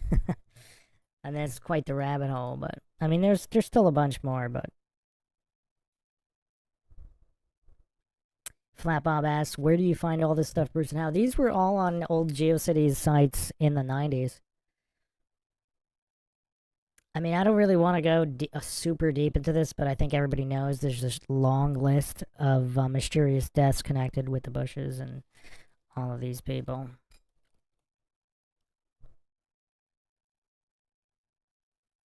Adam Borgen, did you just get here? We kind of went over Hitler possibly being a British MK Ultra agent.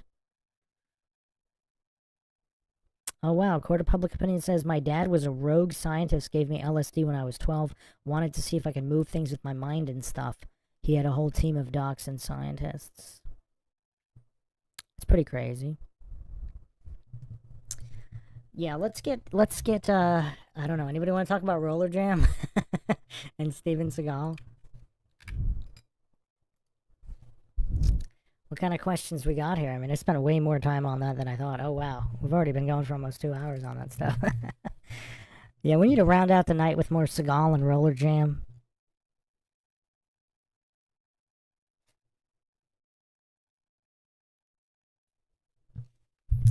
All right, what kind of? I mean, we never really know where any of this stuff is gonna go.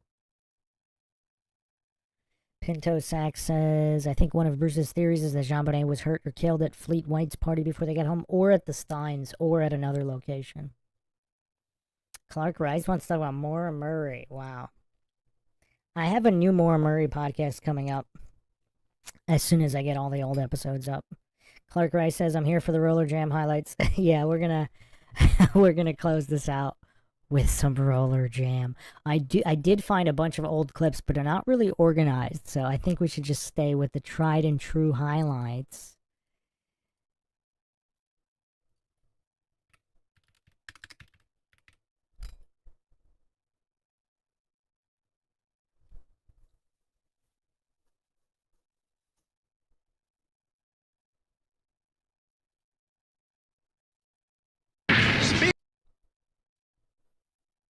This is one of my favorite compilations. I've played it before, but we can never play it too many times.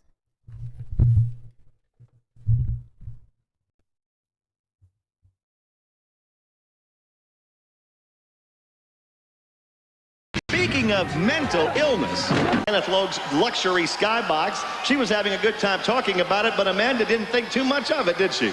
Matthews off her back, and Blitch sets up, and Blitch takes Matthews down, and I mean hard. That happened on the other end of the track, and we can hear it, and now Timber. Oh, look out. But if they're all like this, you'll never get there. No, you can't take that kind of abuse through a whole season, and then what follows it up to with the Timber, like you said, Roy, there you go. Full weight right down on her back. Conamack and Matthews are tooth and nail. Oh, Jamie. Blowing in the air there. So did Shea Brown. He's out of there? No, because Shea Brown railed her. Got to give edge Conamack. Although you wouldn't know it by that, would you? No, you're right. Obviously can block as well as Jan, but now she's going to get dumped by Conamack. That's all they gave her. But here's a big play by the Quakes. Stacy Blitch and Conamack just dragging her by the head just about.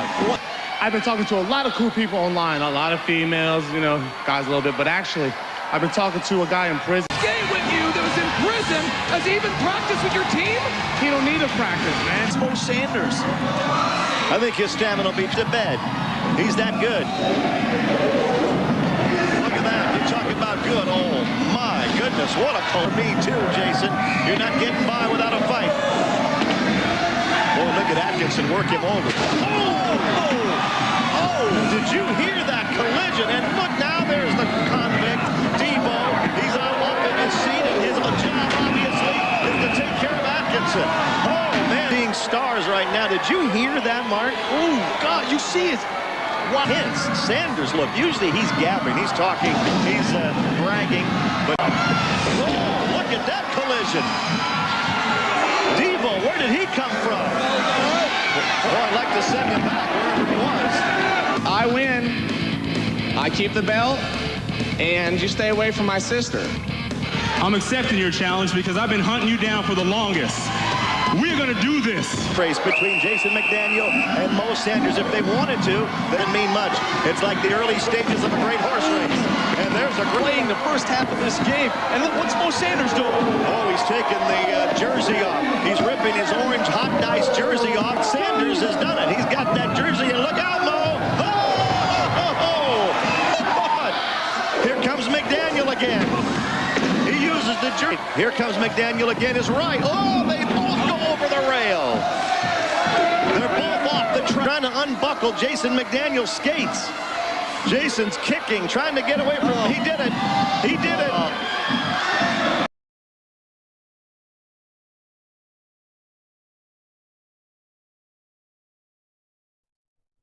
Obviously, this is all fair use all the time, but I don't know why this is the most entertaining thing I've ever seen.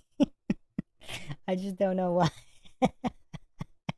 It's just so entertaining. It's like pro wrestling, but real.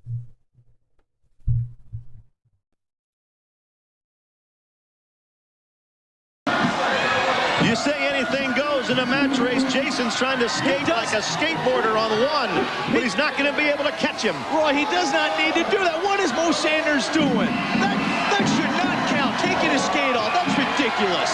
He wanted to argue with success or with the logic that he used. And look at this man go flying. Can she get through there? Oh, she held him up long enough for Conamack to go underneath. Call off the jam, and that was a great example and illustration of team. And now goes up high on the track to pick up a whole bunch of points. Sneaks down low and calls it off. That's skating. That's tremendous skating by Jennifer Matthews. You know what, though? Jenny Matthews, the great move she did. She stole the leg whip from the Quakes just then. Great move by Jenny Matthews.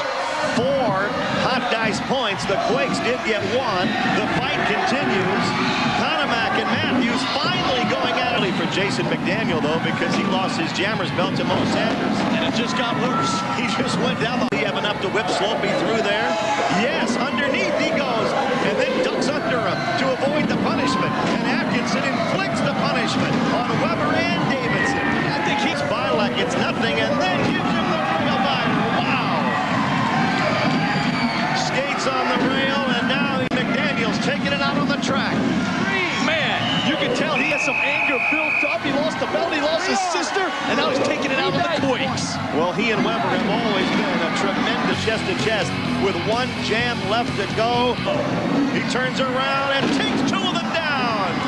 That'll enable Slopey to need it. He's a jammer. If he can get through there, ooh, collision with Weber. Takes Weber over the rail, and Atkinson lands on top of him. Slopey skates the rail and gets 5 points. What a great play by Eric Slopey to win it. In all that mayhem, he had enough mind to get up on the rail and get 5. Great play by Slopey. Oh, my. Something you've never seen before, and we just did. Slopey skates the rail, jumps off, and gets the game-winning point. Tremendous job by Eric Slopey. Thanks for...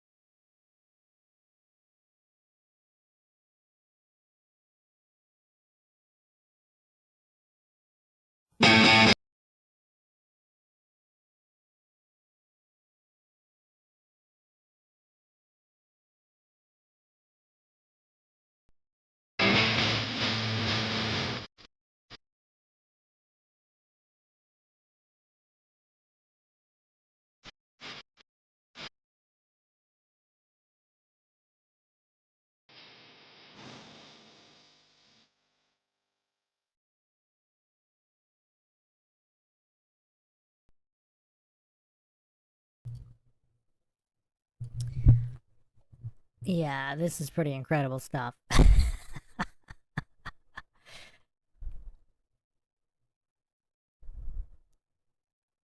Oh, man. Just ruthless. So ruthless. Oh.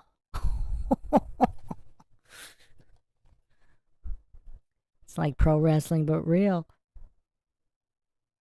That looked like Hacksaw Jim Duggan for a second. Look at the speed. I mean, this is like the most dangerous sport ever. It's like pro wrestling plus a ton of speed. All kinds of speed. Oh, man, that was viciousness. Let's look at the one before. Look at the velocity here. Oh, man.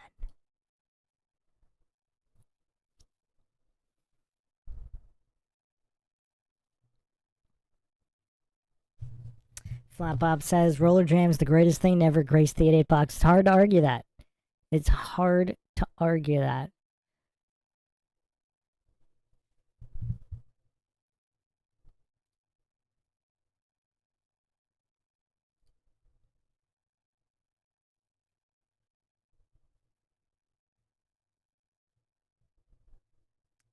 Someone asked if this sport had a salary cap. I don't know. I'm kind of surprised just people doing this at home didn't become more oh, man. Because pro wrestling, there were tons of backyard pro wrestlers, but there weren't really backyard roller jammers, were there? Ooh. Whoa, that was awesome. I don't even know what that was. Look at this flying corkscrew. That's like 720 degrees of insanity. It looks like, was he trying to land on him? Oh, he was trying to land on him and he missed. Oh, look at the impact, too. That's how you know this is real, unlike pro wrestling. People make mistakes sometimes. Look at this. Oh, look at that bounce coming off. Helmet's getting knocked off. This is this really is the greatest sport. Wait, what did she do right before that? She just did a back handspring for no reason. And then a hair pull. That was cool. That's awesome. No reason acrobatics are awesome.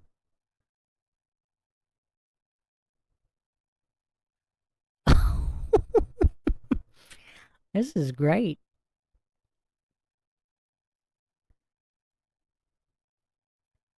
This has to be the greatest sport of all time.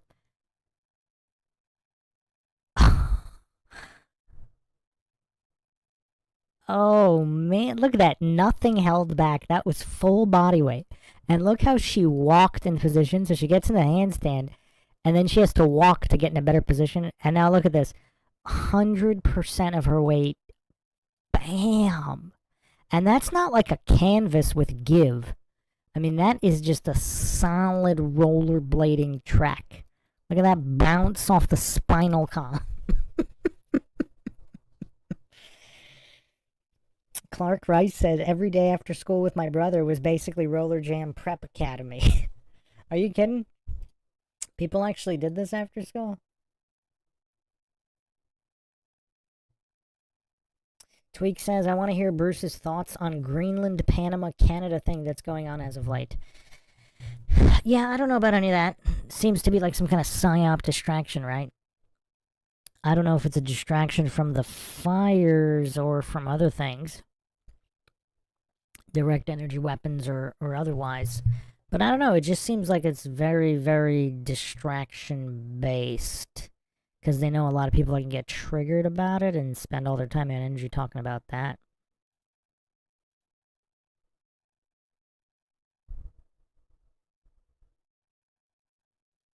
And the trash talk as well.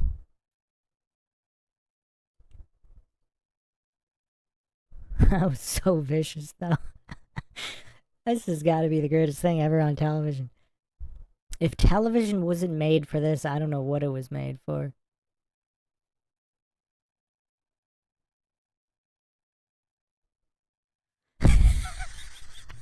Oh man, that was fantastic.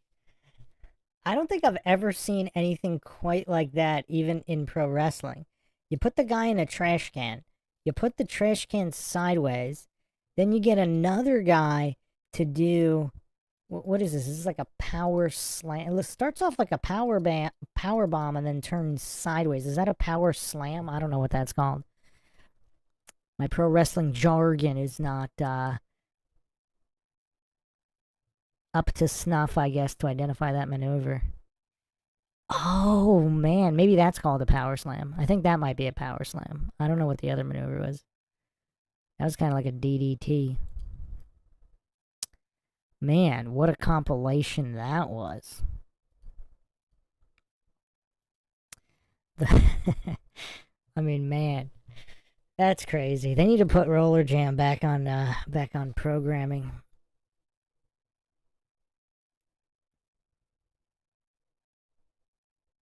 Flat Bob says it's called a power suplex. Yeah, I mean, you got the vertical suplex. I don't even know what a regular suplex is. A vertical suplex kind of starts off as a headlock, and then you just lift the person vertically and then fall back. Starting off like a power bomb and then turning it into a suplex. Yeah, I wouldn't know what that was. I don't know.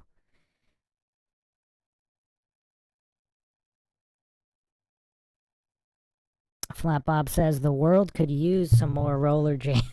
I mean, the other thing is, it was almost like a perfect storm because late 90s, early 2000s was the perfect time for roller jam, too. It wasn't just the roller jam itself, it was the time period. I mean, that was literally the best time to roll out roller jam.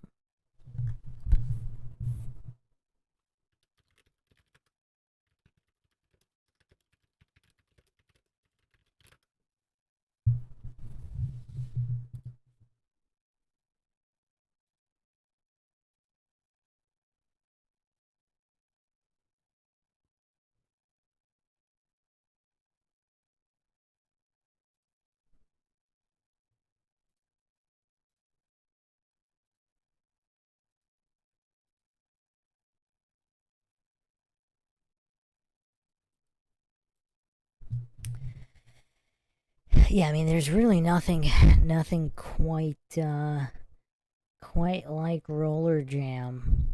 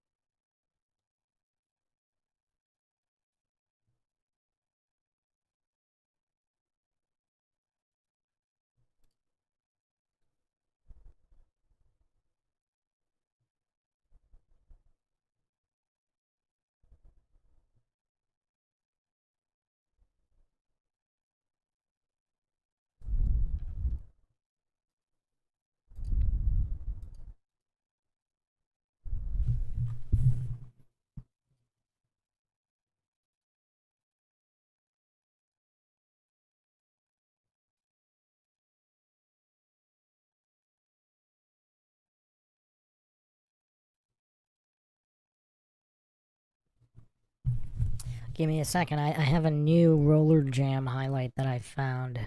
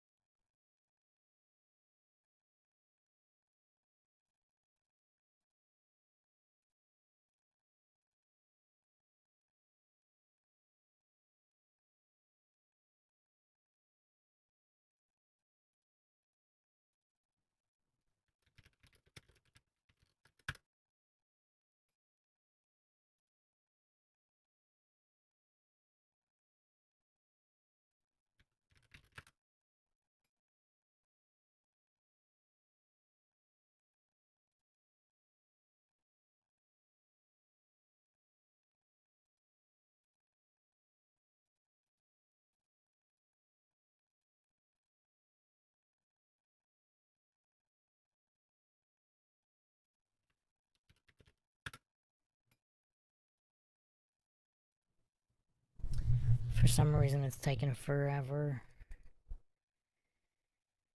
Okay. Oh, wait. Here we go. Okay.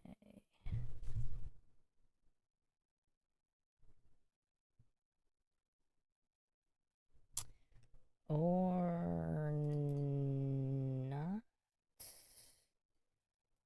Alright, hold on. A lot of issues tonight. I wonder if it had something to do with the subject matter. Probably not, right? Probably not. Oh, man, that's annoying.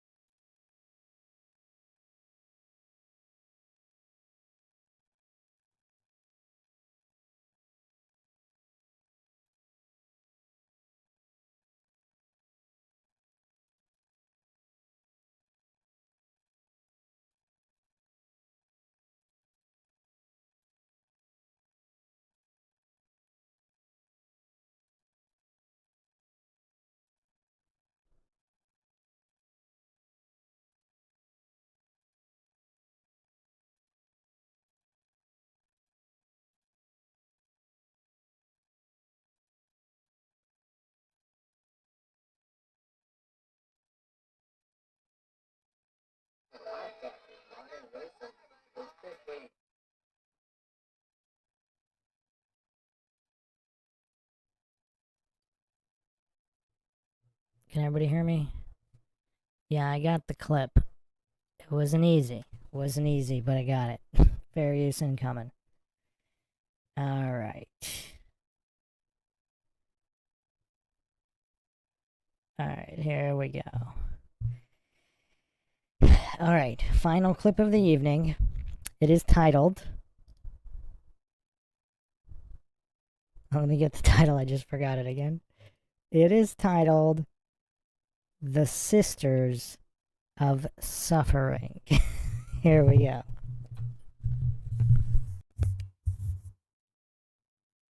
The third jam of this sixth.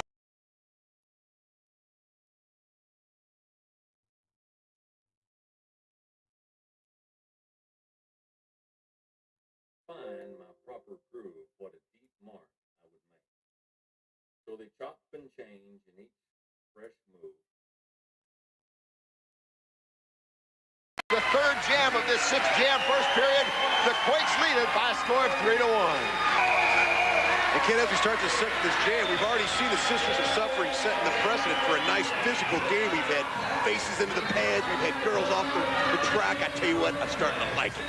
There's no question. You saw Karen Magnuson give the whip to Heather Gunning. Without question, the fastest of the Enforcer women skaters. They call her the bad girl of skating. And she's going right now elbow to elbow with Cindy Zimmerman of the California Quakes. And Gunning puts Zimmerman down. Heather Gunning called the bad girl of skating. In speed skating, she has been suspended no less than 3 times for getting in fights. But boy, she can't skate. Well, and she has a problem that her mouth starts to take over where her skating leaves off sometimes, and she spends more time screaming at her opponent than trying to score points. Right now, Brooke Sunderman. Oh, the Abrahammer slammer. Stacy Blitz blocking, but Janet Abraham Cleaning house. leveled both of them, and Heather Gunning able to tie this game up, picking up 2 points. We're tied at 3 going into jam number 4. You saw very quickly Amy Craig not skating right now for the Quakes, following some encouragement now. Amy Craig will now take the rink and will be jamming on this one. By the way, you can call now and become a member of the PAC, the official Roller Jam fan club. You'll receive exciting monthly newsletters filled with information and profiles on all the players, and you can take advantage of preferred pack seating when you join us here at Roller Jam Arena. Now, as you well can imagine, there is no love lost between these 2 teams. And Karen Magnuson, very interesting, gives herself a new body piercing every time she levels one of her opponents here at Roller Jam Arena. Take a listen to Karen Magnuson. Us Enforcer girls have been waiting for this match with the Quakes for a long time, especially the Bod Squad. They got more hairspray than a hair salon's got, and Stacy Blitch, I'm coming after you. You better be watching out on that track. I got an earring for every girl that I've killed on that track. I already got one for you. And we are threading up for the 4th jam. We are all tied up at 3-3. Hawks, so far it's been a marquee matchup. Exactly what we thought. Now, this time Heather Gunning wearing the blocking helmet for the Enforcers, perhaps trying to get a little bit more speed up front. Well, the Bod Squad got up a little bit, but then now it looks like the Sisters of Suffering are coming back and setting a precedent for a physical game that may play out all day. This is Shelley Rossell for the Enforcers and Amy Craig for the California Quake. We're 3-3. These 2 great jammers out for their respective teams. The Quake, Amy Craig in blue, and Shelley Rossell puts down big Amy elbow. Craig with a big elbow. Shelley Rossell closing in on the pack. You can see the vengeance in her face as she came around the corner. And I don't think Amy Craig knew what hit her. These girls are both really fast, but obviously Amy Craig didn't have as much physical stature to go up against the big elbow right there. Shelley Rossell zeroing in on Stacy Blitz from the Bod Squatters, back to block for the Quakes. So far, Rossell unable to get by. Only 8 seconds left in the 60-second jam. We're still tied at 3. And Karen Magnuson, who we just highlighted, breaks up the Bod Squad. Rossell breaks through and picks up some big points. Helped exactly by Karen Magnuson. A great move. Caught some surprising teamwork from the Enforcers. Well, these guys are squawking and yelling, but it looks like they're actually playing as a team. And right here we see the replay. You see Karen Magnuson come in, break up the 2 Bod Squad members, paves the way for the big points. And there goes Shelley Rossell for the score, and calls off the jam. Shelley Rossell, there's a close-up look, probably surprised at scoring 2 points absolutely unimpeded due to the work of her teammate. Karen Magnuson now on the way with the 5th jam. It is 5-3 Enforcers. Big whip. Stacy Blitz giving her teammate the big whip. This is Heather speedster. The gun, Heather the gun got it. Breaks away from the pack, shows some of that speed. Puts down Heather Sunderman. And remember, it is 5-3 Enforcers, and Heather Gunning coming around, looking to add to that lead. 35 seconds to go in the 60-second jam. In the bod squad, that's Stacy Blitch keeping Heather Gunning from scoring. And there's Janet Abraham. Let's see if Janet Abraham can pave the way. And she does. Take a look. Big shot into the infield by the Abrahammer. That was beautiful. Stacy Blitz goes sailing into the infield again. The Enforcers seeming... Oh, Abraham, another big shot to the railing for a score. This is beautiful. It's what it's all about, Ken. And it is 7-3 Enforcers as they cut off this fifth jam, and well they should. A look at big Janet Abrahammer. Without question, Abraham, the most physical, intimidating woman in all of the world skating. In all the world. Look at this, Ken. She shoots one of the bod squatters. And what's more amazing, off the track, Janet Abraham is a minister.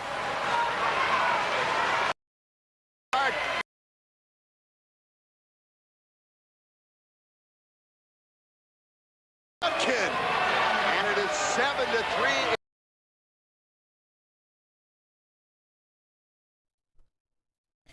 Did he just say this woman is a minister?